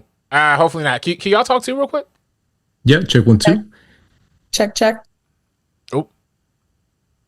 One more time. Check. Oh, 1 2 Check 3. 1 2. It shouldn't be an echo, gang. Shouldn't be an echo. Here, I'm gonna do one more thing. Real quick. Sorry, y'all. I didn't mean to interrupt the fun game here. Yes, you hear echo. Okay, cool. I'm gonna delete that, and then I'm gonna do this. I'm gonna do this. Check. You still hear echo? Let me know if you can still hear echo. Cinema Gorilla says not that bad. User name said definitely an echo. Let me know if the echo's still there, gang. Okay. So then, sorry, 2002. My bad, gang. 2002 was. Oh shoot, what was 2002, gang? I see Chicago. up Chicago. Yes. Yeah. Chicago's a strong A tier for me. I'm down for that. here. Andres? Okay. I was gonna say like a B, but yeah, I can see A. Andres, you can't fight. Keep folding into the silence, man. You know what I'm saying? Like I'm not that's what you passionate really about dropping it down, so I could say A. I'm cool with it. feel. Okay, all right, cool. That's valid. Yeah. Oh, A. Okay, but right. Okay, cool. All right, so in 2003 was man. These pictures are so small. I can't even. Return of the King. There we go. Return of the King. I mean, I need to do a rewatch. I'm not the I think it biggest has Lord of to the be Rings at fans. least Yeah. an A though. Yes. Right? Damn, y'all really on that Tolkien, man. That's crazy. I like it. I like a strong A. I mean, a lot of people will say S tier. But y'all wouldn't say Two Towers is better? Return of the King Really? is my boyfriend's favorite movie, so like I have to stand by that. Right. Two Towers. No. I don't know. That one's good too. I'm cool with it. A. Okay. A is fair. King Sport Cow said no. Sorry, Gabe Funya said Chicago is C. Dang, man, people don't like Chicago. I like Chicago. Musicals probably don't like musicals, man. Nah, it's valid. A lot of people don't like that. That's crazy to me. Yeah. Yeah. People hate joy, whimsy. Yeah. 2004, we got $1 Million Baby. $1 Million Baby from maybe the second best conservative filmmaker of all time, Clint Eastwood. I was gonna say. Do you think Christopher Nolan's number one? I think Christopher Nolan's a strong number one. You know what I'm saying? I'm not the biggest fan of this movie. Neither am I. I would say D. D? I'm down for D. Whoa, I wouldn't say D. What do you think? I like this movie. I mean, I think it's one of the better. I mean, Morgan Freeman got an Oscar for it. I know Morgan Freeman's a nasty dude. Ooh, honestly, it should get a D just for that. You know, you're right. D tier. I was gonna say the next one is D tier as well. For me. Yeah. No, but next one is Crash. 2005's Crash. Wait. We can't put $1 Million Baby on the same tier as Crash, though. Like, I mean, we can. Is it that bad? But that's why we need a new tier. Then we need a you want tier an F? You want an F tier? Should we add an F? Yeah, we should. Because Crash has to be F. Yeah. If you can, then it's cool. Add one. No, it's cool. Man. Ooh, no, that's not what I'm gonna do. Okay. Ooh, I don't know. Or we can put add new row. Oh, there we go. Okay, there we go. Oh, add new row below. Okay. My bad, gang. And then this one is F. And what color are we giving it? Like a purple? Let's purple. All right, cool. Come on, you're getting all the way at the bottom. Wait, how does this work? Okay, wait. Okay, never mind, gang. Never mind. I confused myself. I didn't got confused. So, oh wait. Oh, I see. Sorry. Last. That's all right. Last outburst. All right, F. Okay, cool. And then I'll put this as S right here. And what color? Let's see, I'm put. Yeah. All right. So yeah. All right. So yeah, that's solid to me. Yeah, for sure. Okay, so and then we put in Crash in the F tier. Okay, valid. Yeah. Valid. Oh yeah. Okay. Which poster is that mug? We right here, y'all. So to everybody watching live. Oh, did the Crash one? Okay, I'm gonna have to add Crash in a second. I don't think it got uploaded. But okay. So Crash. After that is The Departed. How do you feel about The Departed? To me, I can honestly go S tier for The Departed. I don't know about y'all, but I think that might be too high for me for S. S has got to be something really special. I would say A though. I would say A. A tier? Yeah. Okay. How about let's do it first on the A tier. So it's like high A tier. High A tier, of course. There's only a few movies that my man Jack Nicholson can throw the N word in, and I'm not get offended. You know what I'm saying? So you said S tier too. Yeah, no, exactly. So hey, Martin Scorsese was doing it right. All right. So 2007, No Country for Old Men, arguably Coen Brothers' best film. Where y'all putting No Country? I would say B personally. B for No Country. Okay, wow. Oh, B for No Country. Okay. Andres. I was gonna say A, but I don't know if you guys are more passionate about B, but I could see an A for it. I really enjoy it. I enjoy it. I will say the ending always lets me down just a little bit. But the film is so great, and that doubleheader between, well, Javier Bardem is like a performer, but also I'm just thinking like There Will Be Blood versus No Country for Old Men, that Best Picture race, it's like all timer. Yeah, okay. Y'all said B. Well, Sabrina said B. You said A. That's a good point, man. There Will Be Blood is definitely a better movie. I think it's a better movie too. I think that's why I'm kind of There Will Be Blood's crazy. Yeah. Word. Valid. Okay, that's valid. Okay, word. That's a crazy year. Juno's in there too. Yeah. Atonement. Oh yeah, Atonement. Okay, cool. I'm gonna get the Crash one downloaded in a second, but in the meantime, first of all, people in the comments, King's Portal said The Departed S tier. Gabe said A tier for The Departed. Y'all said A for No Country. I said A for No Country. Dang, yeah, we all the way disagreeing with y'all all the way through. Christian said, "What's your names?" My name. Hey, for people watching on TikTok who don't know us, my name's RB3. I'm Sabrina. Yo, I'm Andres. Hey, thanks for all the new viewers out there. You know, thanks for tapping in. If y'all show some love, follow us on social media. Okay. And then that's okay. So cool. So number 2008, Slumdog Millionaire. It's S tier for me. Slumdog Millionaire is S tier for me. For sure. Damn. S tier? For sure. No I question. could get down with that. I could get down with it. I don't know if I can. I like Slumdog, but S tier though? I mean, you're literally talking about one of my favorite movies, like, ever, dog. You know? I don't know, man. I'm gonna say A. I don't know if I can, but again, I'm outvoted, so it doesn't matter.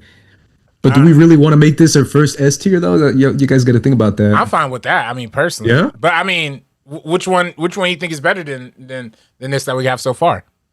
That we have so far, probably none. Maybe Departed, but that's kind of it. I feel like I only have one that I know for sure is like S tier in my eyes. That's coming up way later, but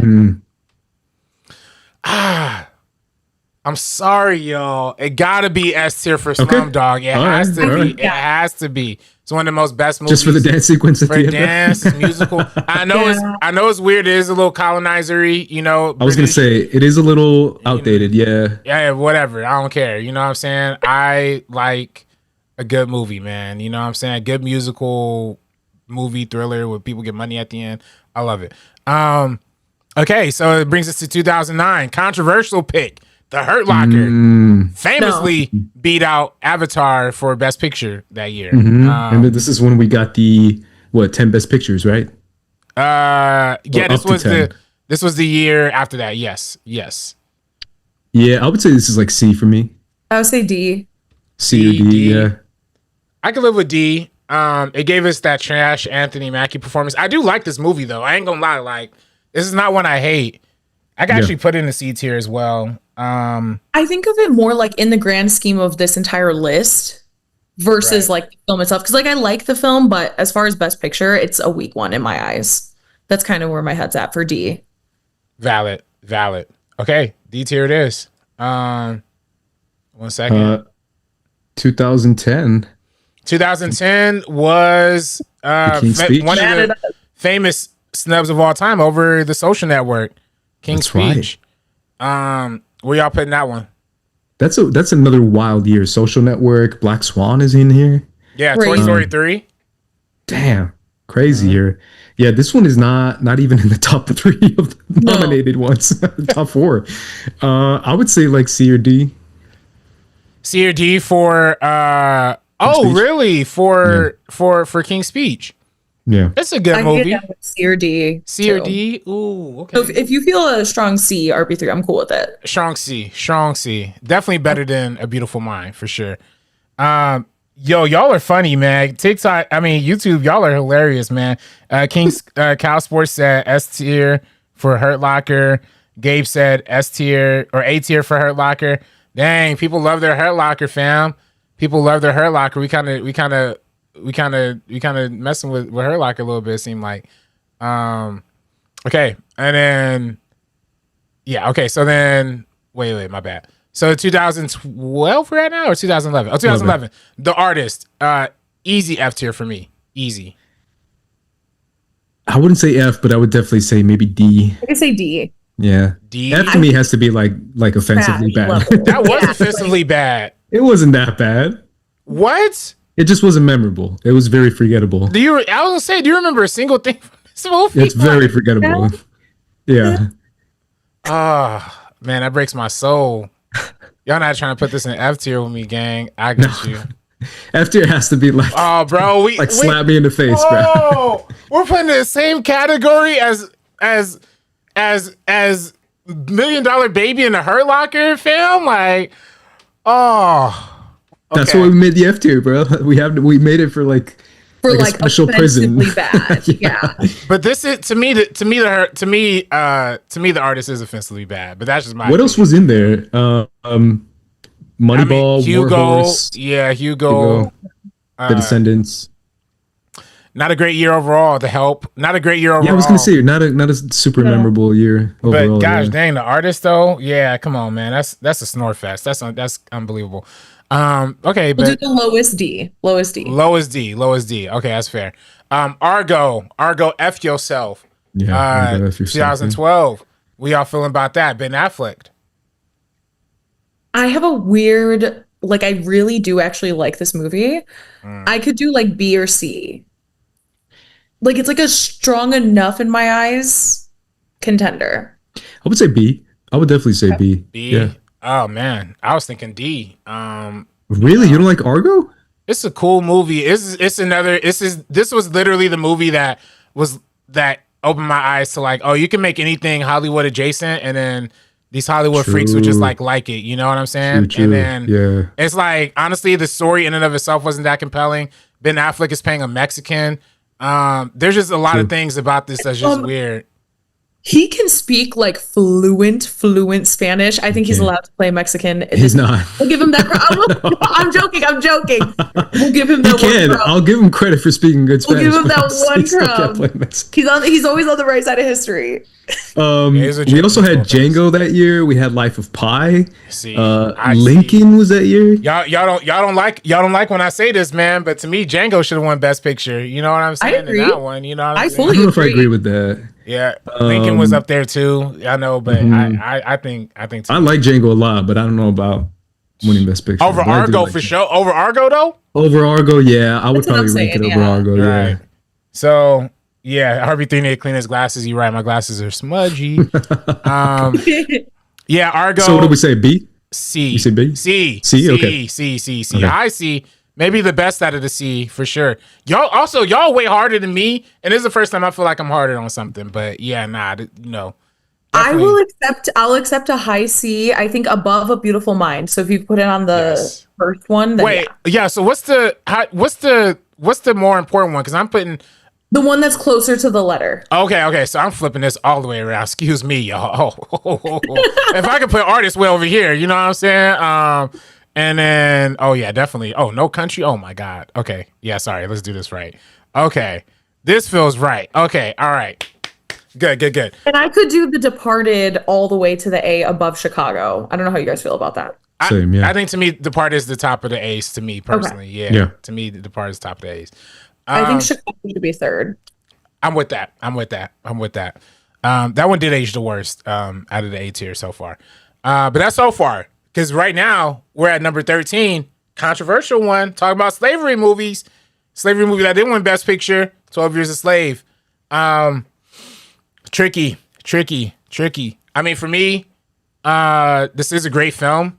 An impossible film to rewatch. I mean, you know, and Steve McQueen did a gorgeous job. Everybody did a great job in it. It's just so hard to watch this film and enjoy, especially as a Black person. But I will say this is definitely, in terms of like the quintessential film, people are always like, oh, like Saving Private Ryan is like the quintessential World War II movie, or, you know, stuff like that. I definitely say 12 Years a Slave is like the quintessential slave movie. Like if they never made a slave movie again, you know, 12 Years a Slave is definitely a good one.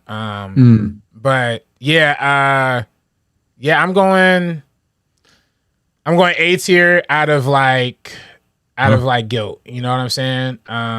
But also at the same time, you know, I wish we wouldn't have to even tell this kind of story because history was so terrible. Yeah, Steve McQueen. Steve McQueen's I mean, I still love the Small Axe series that we reviewed for the channel. I think that was great. I could be with A. I was going to say B, but I could say B. A as well. I could say high B or somewhere in the A. We go with B. Let's go with B. Somebody said C. Somebody said, okay, I feel like B is a good consensus here. Just impossible for him to rewatch. Yeah. I would say, also had, go ahead. I'll say No Country's better though, in my opinion. So in terms of B tier movies. Sorry, we're gonna say?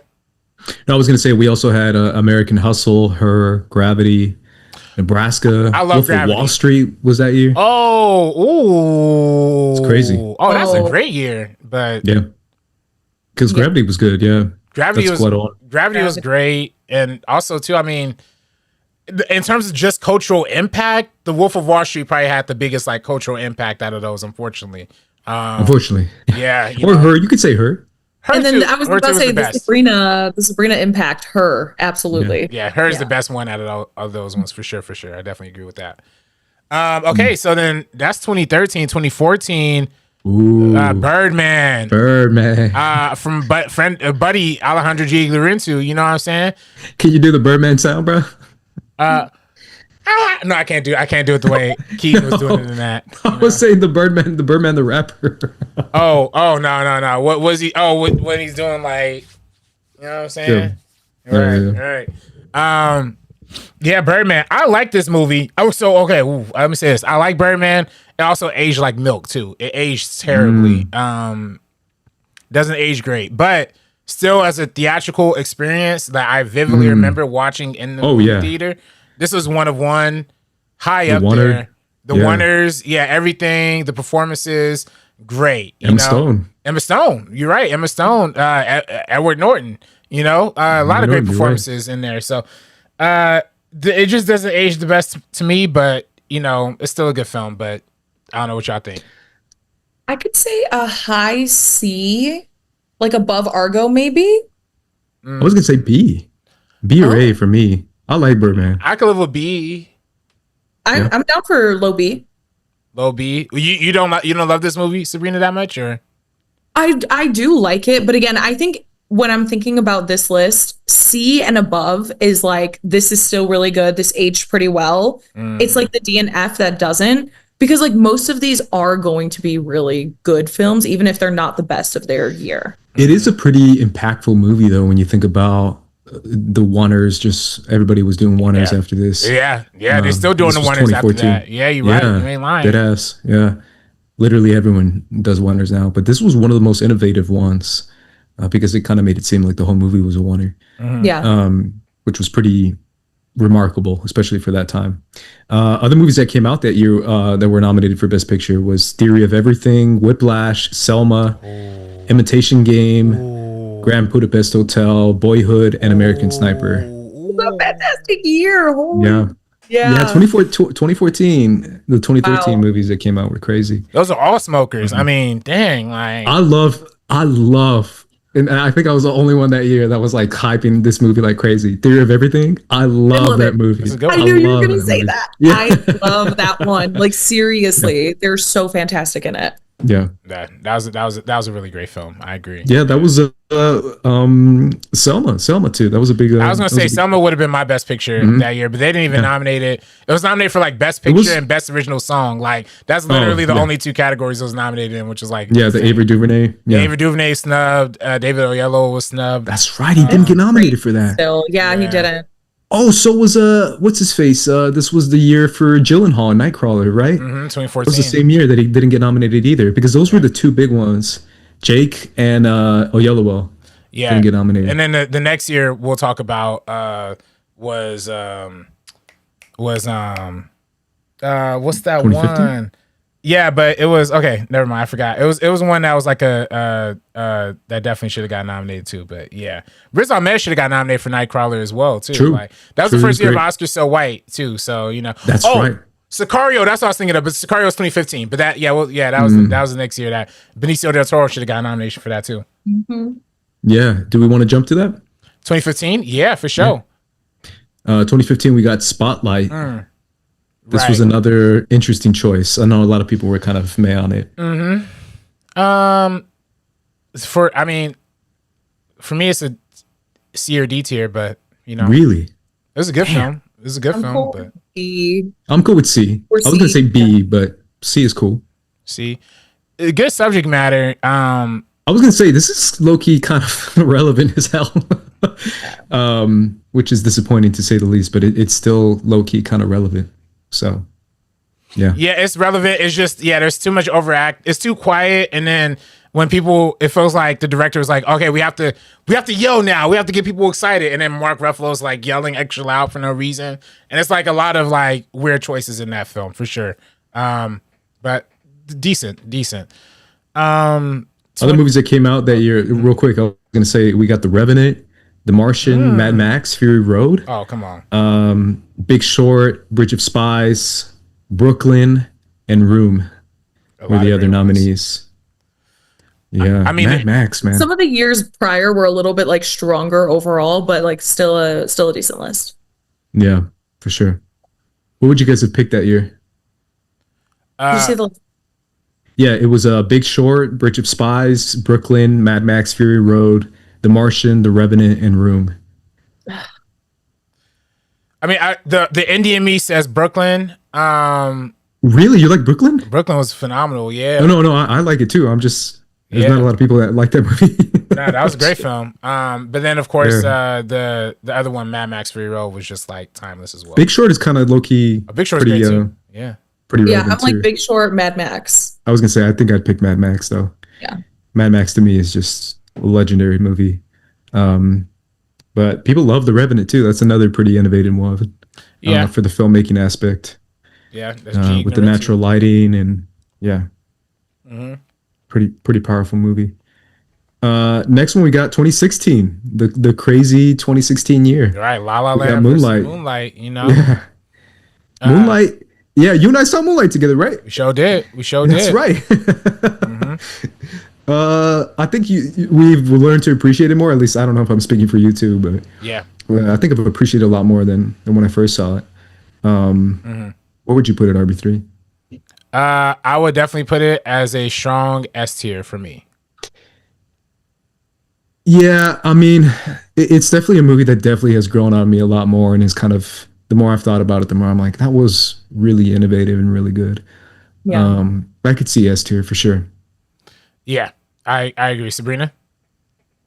Yeah, that's such a hard year because I will say, like, my love for La La Land as well is like so neck and neck with these two. My love for La La Land is still high. Yeah. So high. They would both be S tiers in my eyes. The fact that they were the same year is like just such a pain to me.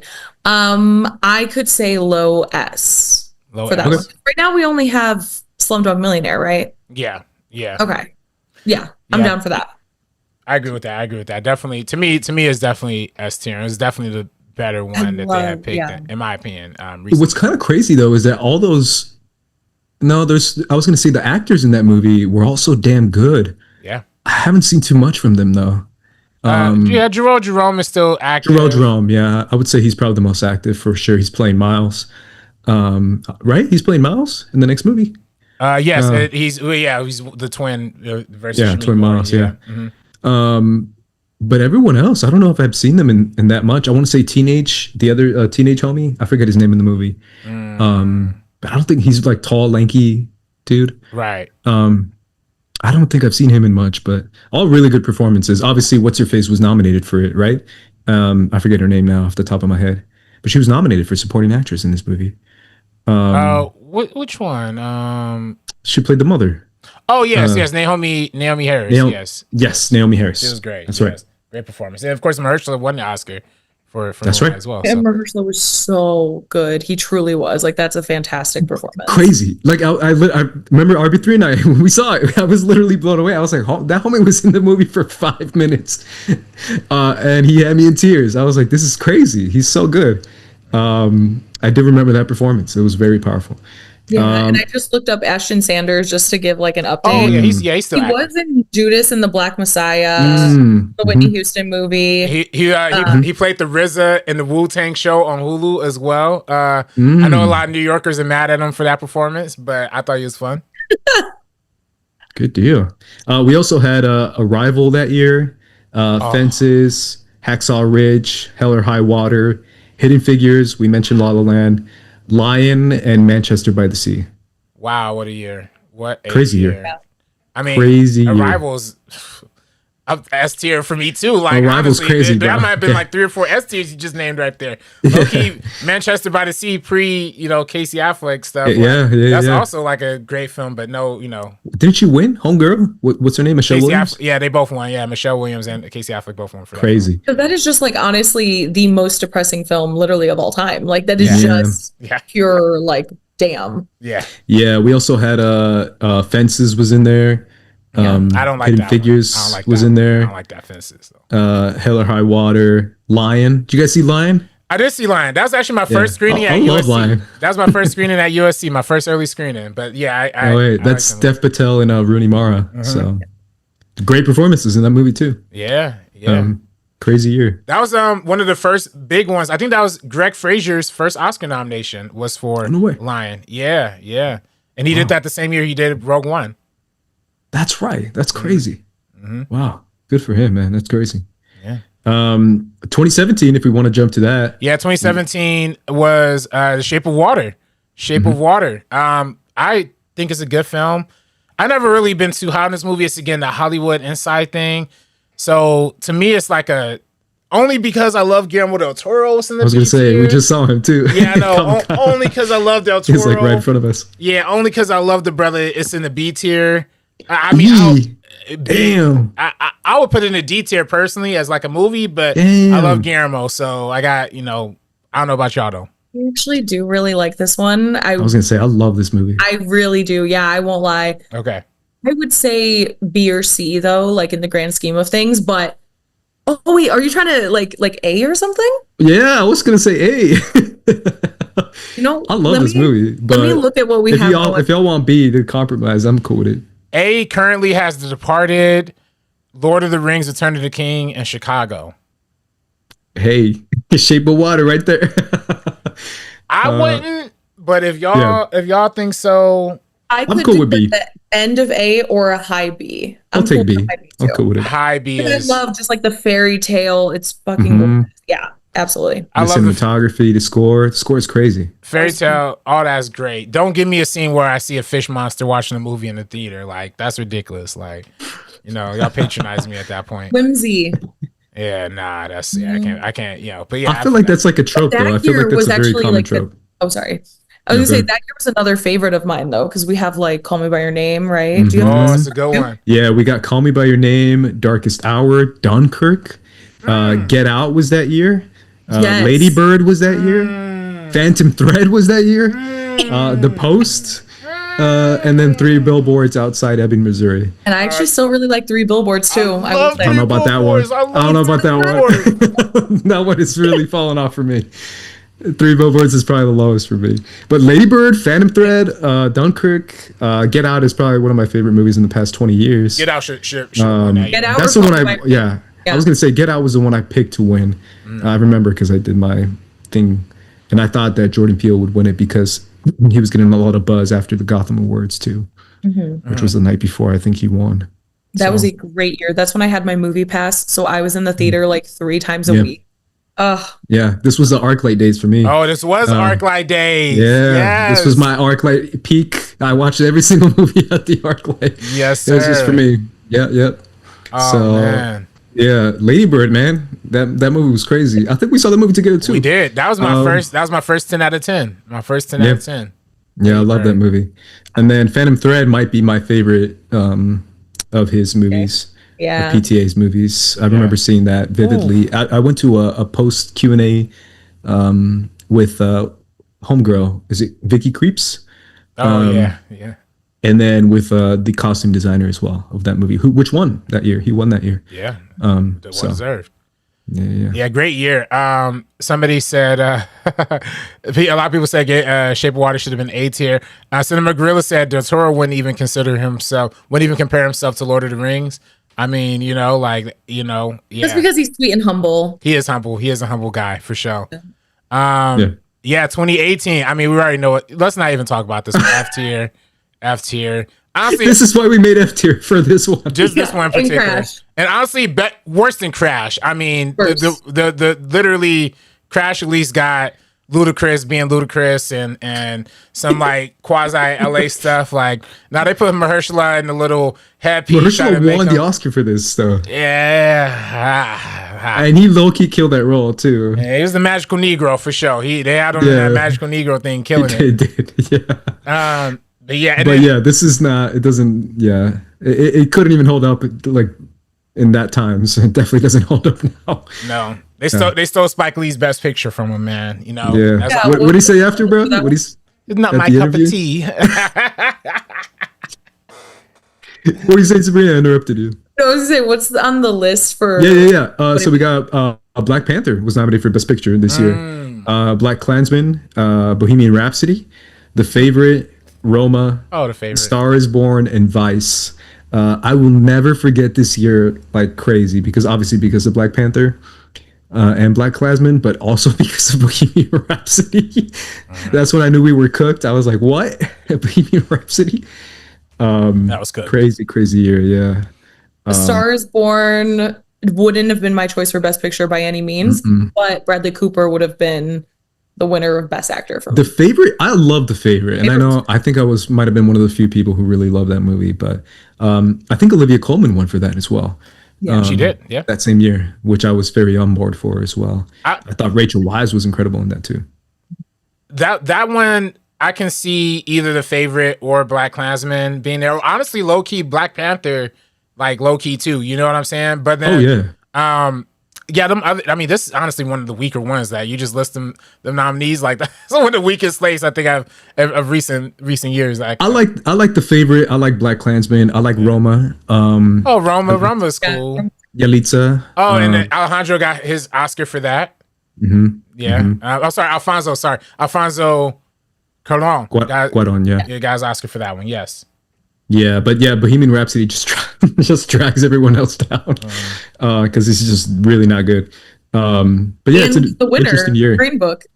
Also, and the winner, you're right. Yeah, that's a good point. Yeah, it really dragged the whole year down for sure. Yeah. But still an interesting year for sure. I remember Black Panther was a big deal for getting that nomination. So yeah. And then they went from the worst to quite possibly the best. 2019, a year we all remember, the year we was all in the ArcLight for the watch along right before the pandemic, watching Bong Joon-ho collect them 4 Oscars. He was collecting them rings like Jordan, you know what I'm saying, and actually rings like LeBron, 4 in a night. And Parasite, man, to me, Parasite's an easy S tier for me personally. I would say it's an easy S tier. Number 1 S tier, and honestly, the gap between Parasite and even our next S tier, Slumdog Millionaire, is like vast. Like this is far and away the best picture winner. I concur. I would agree. Yeah, 100%. That year we also had Ford versus Ferrari, The Irishman, Jojo Rabbit, Joker, Little Women, Marriage Story, 1917, and Once Upon a Time in Hollywood. Sabrina, Marriage Story, we still out here. Marriage Story, if I still stand by that. Wasn't that year, I 100%. Adam Driver should have won. Yeah. No, it's kind of crazy too, because I feel like that's a year that I thought was overall pretty strong, but I'm not really loving a lot of those. Like I'm really not. Like Parasite is so good, and then nothing else. Yeah. To me, The Irishman just kind of washed away. Ford versus Ferrari, same. I literally don't. Jojo Rabbit, same. It's like that's good. I see why that's like an awards film, but that should be like the lower end. Yeah. Jojo Rabbit was your first review on the channel, Sabrina. Was it? Really? I think so. Oh, I didn't know that. It was either that or Portrait of a Lady on Fire. Oh no way! I remember we did Portrait of a Lady on Fire, right? Yeah. It might have been that for sure. Crazy times. Yeah, because I remember we reviewed Joker, RB3. Joker, that was a big thing. I don't hate Joker. I mean, I don't hate Joker. I'm not the biggest fan. It's not that bad, but it's definitely not my favorite. I would definitely rank one specific movie last by a lot, and it's Once Upon a Time in Hollywood. Oh yeah. I do not like that movie, and I remember not liking it then. I think 1917 is pretty creative and pretty interesting, but I know it's just a big war movie that people didn't really care for. So it ripped off Birdman too much, and it was like Birdman and Dunkirk, and both nominees, not winners. I guess Birdman did win. And then we go from best back down to worst, baby. Coda Coda, the pandemic Is that Coda? sensation. No. 2020? Yeah. No, 2020 is Nomadland. Oh, I forgot to add Nomadland in here. Okay, I'll add that in real quick. Oh, okay. I guess the same conversation though. Pandemic era streaming this movie. Is the peak. Like people call this the worst Oscars. I don't agree Mainly with that. because of the pandemic and because of the whole. Is that the same year though that the Anthony Hopkins win I over believe Chadwick? So right. So that's all. That was just yes. That was a the bad father. ceremony and everything. Like it really It was was. bad. Like I mean, obviously they were dealing with having to change everything to change the whole format of the show, but it was just like even what was happening. It was kind of weird because it did feel like everything was so anticlimactic, and then when it ended with Nomadland, a movie that I just think is okay,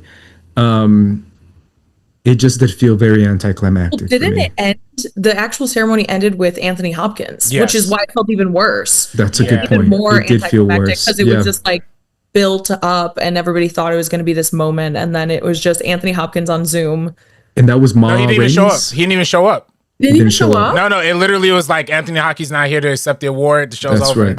And then It wasn't even over Zoom. It was pretty bad. memory. I remember I think he was shooting a movie in Scotland at the time or something like that. Oh my god! And this was it Ma Rainey's? Bob Rainey's. Yeah. And I will hate to say too, first year my man Jesse Collins produced the Oscars. People was clowning that year for the Oscars because they had DJ Khaled coming out there rapping and and then there were some production issues for show. They did it in the LA Union train station, which was a fire production design. But yeah, that whole thing at the end, you could definitely tell. Again, Jesse Collins, a black producer, was thinking like, let's honor Chadwick in the best way possible. Academy didn't have the same ideas, so that one didn't work out the best. But I do think the fact that they even had that Oscars, like the socially distanced tables and they had like steady cams floating through because they couldn't have tripods and people that close to each other. They got creative with it, but it wasn't it. You know how that went. Yeah, it was definitely an interesting year for sure. We had The Father was also nominated for that. Judas and the Black Messiah. That was a great film. Great. Mank, Minari, Promising Young Woman, and Sound of Metal, and then Trial of Chicago 7. Low key, Sound of Metal might be maybe the best out of that. Yeah, Riz Ahmed. I mean, Judas and the Black Messiah was good. Oh, Minari is great too. Yeah, and Minari's great. Black Messiah and Sound of Metal, I think. Judas. Yeah, and then one that should have made it on there was Never Rarely, Sometimes Always. Do you guys remember that one? Yes. Oh yeah, we reviewed that. Right? That should have 100% been on this list. 100%. Was that straight to streaming at the time, or I guess everything was. Yeah, everything was. Yeah, I was gonna say. Yeah. Right, everything was. This was the year Daniel Kaluuya won his Oscar. Very well deserved for playing Fred Hampton. Yeah. One of my favorite performances. Stephen Yen was one of my favorite performances that year. Yeah. That's when he showed that he can really cook. Really interesting year for sure. I guess Minari is weak. So we putting Minari in the F tier? Minari. I'm sorry, not Minari. I'm sorry, No Man's Land. No Man's Land. No Man's Land. I wouldn't say F, but I would definitely say like C, maybe. I would say high D, low C. High C, low D. I will say I personally love this movie, and low key it did kind of inspire me and us when we made Core Life Crisis. Is like the kind of like merger between documentary and fiction. Like, they did it obviously much more artfully and dramatic. We're a comedy, you know what I'm saying? But like the idea of like, where do you blur the lines between real documentary versus like a fictional? I thought I did a great job. So I'll personally say C. I know a lot of people will say D tier though. So, I'll stick with C. Yeah. C? I like Chloe Zhao. Yeah, Chloe Zhao. First woman of color to win best director. I'll say it's low C though. Low C.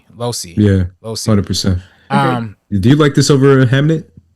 Oh, for sure. Oh, most definitely. You didn't like Hamnet. No, That's crazy. No, I didn't like Hamlet. But I do love this one and her previous film that was like about the horse riding and the dude like breaks his back or whatever. I forget what that film's called. That's a beautiful That's film a good as movie. well. Beautiful film. So yeah. And I like Eternals. Good, so yeah.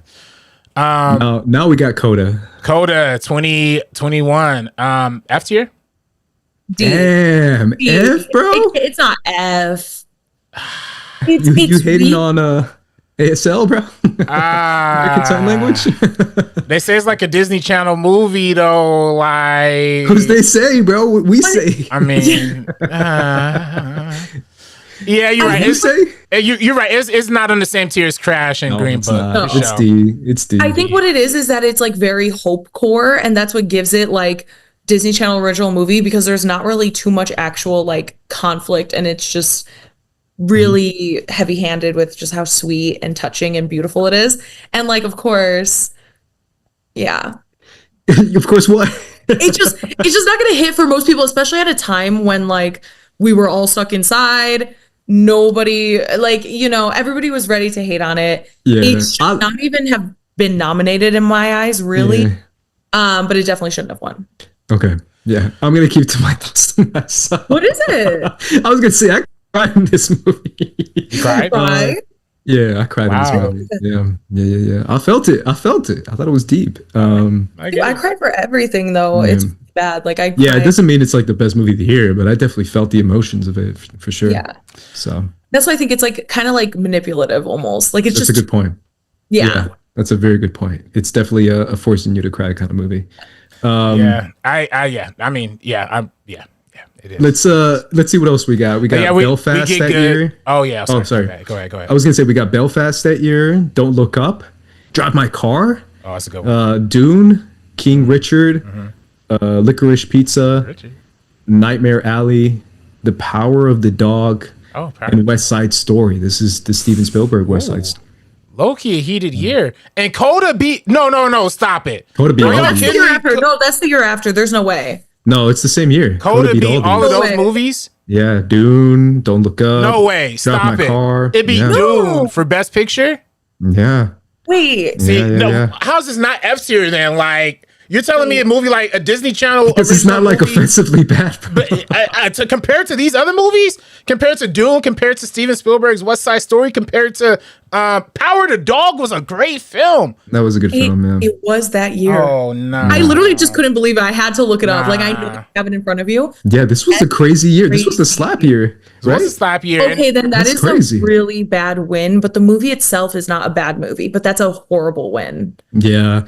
I mean, Don't Look Up was great too. I like that. I love Don't Look Up. I know people hate that movie, but I know people hate that movie. Yeah. Honestly, somebody or one My that Car. didn't get nominated, but Tick Tick Boom as well. Oh, yeah. That was a good movie. Good one. Yeah. Drive My Car might be my favorite of that. That might be the best movie out of that, like movie wise. Yeah, for sure. 100%. And then Dune, obviously, Nightmare Alley. I love Nightmare Alley. That might be one of my. I know people hate it. I love that movie. I think it's great. Y'all Guillermo fans, boy. I know.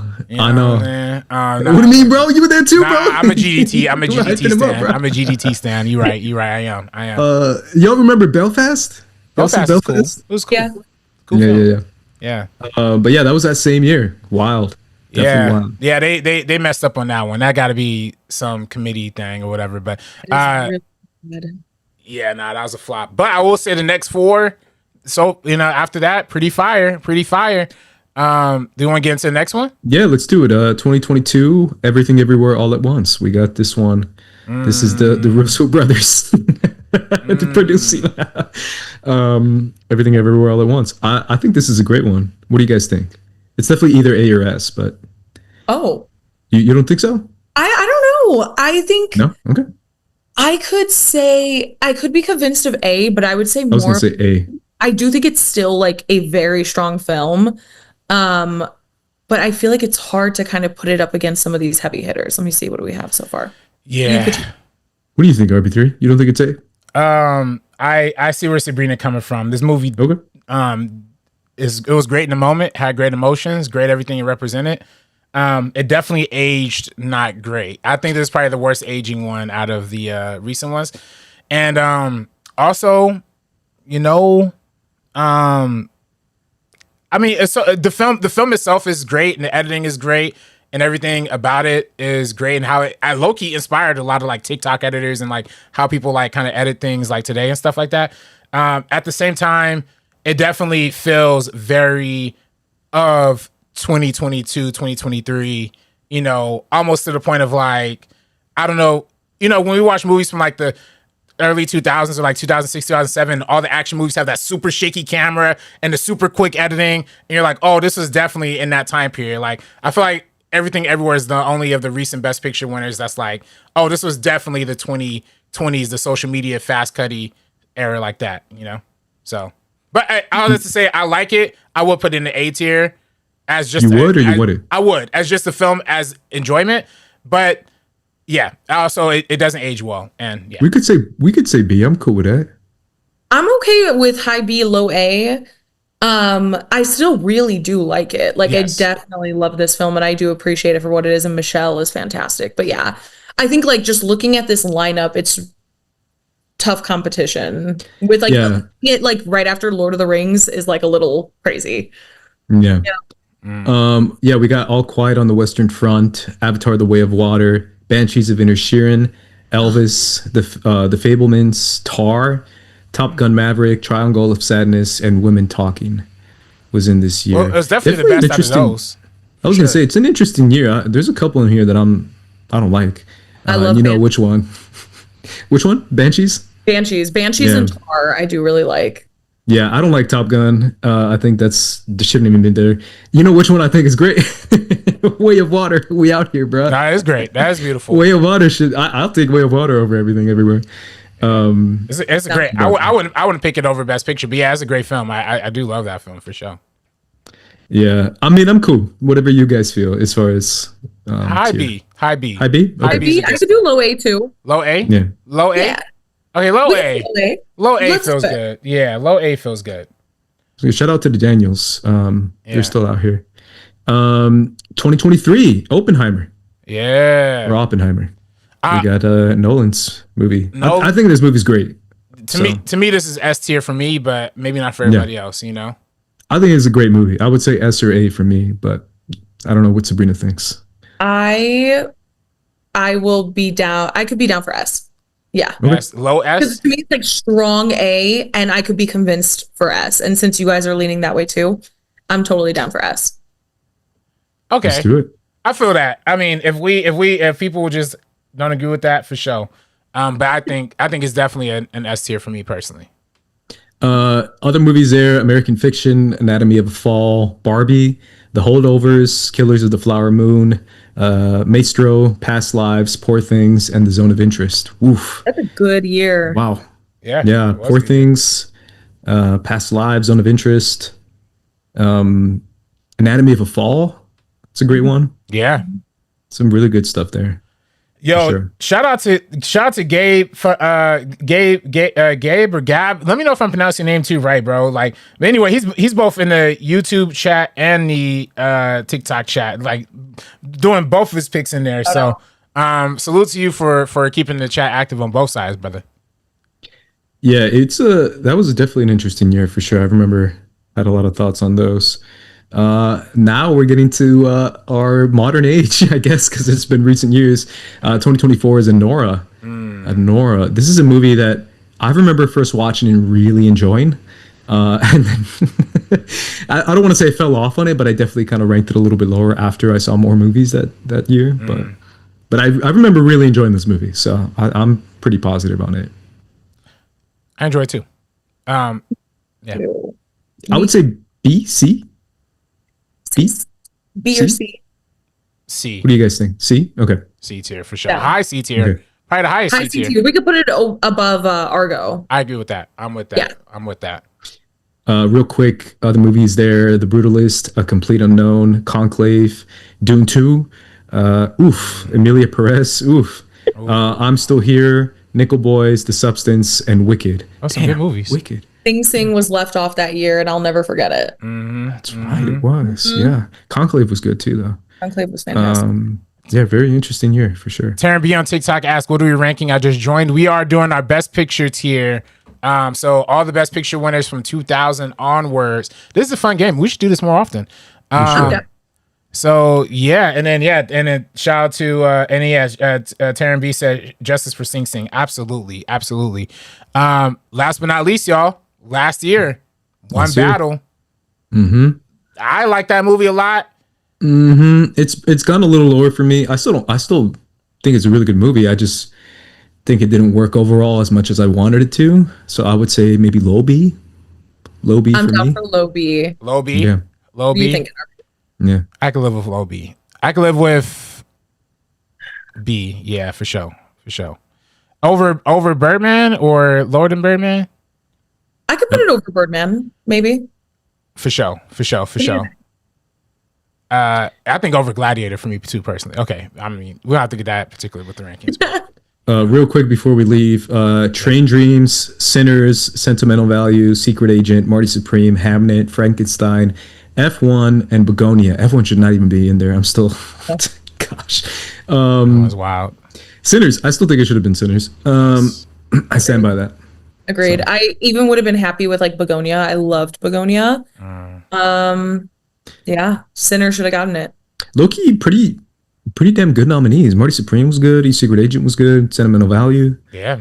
Frankenstein I really liked. Love Frankenstein. Yeah, so pretty good year overall. Yes, absolutely. Gabe said One Battle is an A tier. Yeah, I mean, agree, disagree. Everybody leave your comments in the comments down below. Go at us in the chat. What y'all agree with, what y'all disagree with. If you want to just run them down one time before we dip. Sure. I mean, if you want, yeah. Yeah, so S tier, we have Parasite, Slumdog Millionaire, Moonlight, and Oppenheimer. A tier, we have The Departed, Lord of the Rings, Chicago, and Everything Everywhere All at Once. B tier, we have The Shape of Water, No Country for Old Men, 12 Years a Slave, One Battle After Another, Gladiator, and Birdman. C tier, we got Anora, Argo, The King's Speech, A Beautiful Mind, Spotlight, and No Man's Land. D tier, we got $1 Million Baby, The Hurt Locker, The Artist, and Coda. And last but not least, the F tier, yikes, we got Crash and Green Book. So yeah, I think that's good. I think we did a good job. I think it's funny that Greb Fuentes said one battle is a bro, and I read it as one battle is a bro. Literally, it is. And I'm like, yeah, it is kind of a bro. It is a bro movie. Real quick, and I know this is me spitballing. I know we're late, guys. I'm so sorry. Real freaking quick. Give me two right now that you're just like, that's the best picture from this year, 2026. Two movies right now that you like guarantee that's going to be a best picture nominee. Nominee? Yeah. I mean, we already know Odyssey. That's obvious. So Okay. I'm going to take that off. Well, actually, I'm not even saying Odyssey. I'll say my two that I think will and should. Definitely Project Hail Mary, and definitely... Project Hail Mary. Damn. Yeah, definitely... one that we haven't seen yet, Wildwood. I think Wildwood is going to be a Best Picture nominee too, just from that trailer alone. Love that. I think The Invite is going to be kind of like scratching that like indie itch, where it's going to be nominated for screenplay. We'll probably, hopefully, get some performances out of it too. So I think The Invite will be a lock for a nomination, not a win. Mm-hmm. Good shit. Awesome. Oh, people on TikTok, Taryn B said Obsession for sure is going to be a Best Picture nominee. I kind of think so too. Are you serious? I think so. Sure, yeah. I think it is going to be. Yeah. I think this is the. I don't know how to say it. I don't want to compare it to like another horror movie, but maybe like a Get Out kind of thing, where like it's released early, but people really loved it. So yeah, or like a Weapons. I think more. But Weapons wasn't Best Picture though, right? Oh no, but I mean, I think it will get Best Picture just because of how indie it was, how much of a cultural impact it had. And then I do think it will get definitely nominations and screenplay, indie. Indie will definitely get Oscar nom, and yeah, I think there's gonna be. So? I mean, I think so. I mean, and I think after Amy Madigan won the Oscar, I know that was more of a legacy award, but I definitely think indie was even better than her, in my personal opinion. I agree. I don't know. I like. There's so many incredible horror performances that I'm like, that should absolutely have gotten a nomination. Oh yeah, but I think this is this is not one of them to me. But this is the Yeah. But this is the apology for it. This is I know, being like, but I'm like thinking, I'm like, Toni Collette couldn't even get a nomination. They're like, sorry, Toni Collette, but look, Indy, remember Lupita in Us? Yeah. Sorry, Lupita, but this is Indy. Like, this is literally them apologizing for it because they disrespected them. I love Obsession. Like, I think it's a fantastic film. It's still in my top 5, I believe. Yeah. I agree, though. I think it's Best Picture, Best Actress. I really do think it's gonna get a lot of nominees because I think people are really like, you know what? It was good. It was just really good. So yeah. Gabe compared it to the Substance. Yeah, I think the Substance was like a good mixture of like horror, but like art house as well. And then lastly, Taryn Beatty said, "Do you think Brand New Day would get a Best Picture nomination?" No. No, but I can see a world where they give it some love just because of how popular it is and how much money it makes, for sure. Sure, I could see that, but maybe not Best Picture. No, for sure, no. Good shit, guys. I appreciate you guys tuning in. Shout out to the chat, everybody who tuned in for the chat. Thank you for you guys starting without me. I apologize for being late again. But it was good times. Where can everyone find you, Sabrina? You can follow me on Twitter and TikTok at Sabrina on Film, and then Instagram at Sabrina.onfilm. RB3. You follow me on Twitter and Instagram and TikTok at Director RB3. And you don't apologize for being late, Andres. I started also late too because there was a situation outside that was like crazy. I gotta tell you about it later. But yeah, anyway, salute to everybody watching, and yeah, great time hanging out with everybody. For sure, and you can follow me at Squad Leader Ace everywhere on social media. Make sure you follow us at First Cut if you haven't done so already. We have a lot of cool reviews on our channel right now that RB3 just posted. You posted our Devil Wears Prada one. You posted a Disclosure Day one. Yeah. We also have I did my Avatar Aang fun little video there as well. So 5.4K. You guys tune in for that as well. So make sure you guys subscribe. Either way, guys, for the First Cut crew, we're going to be peacing out. So peace, deuces.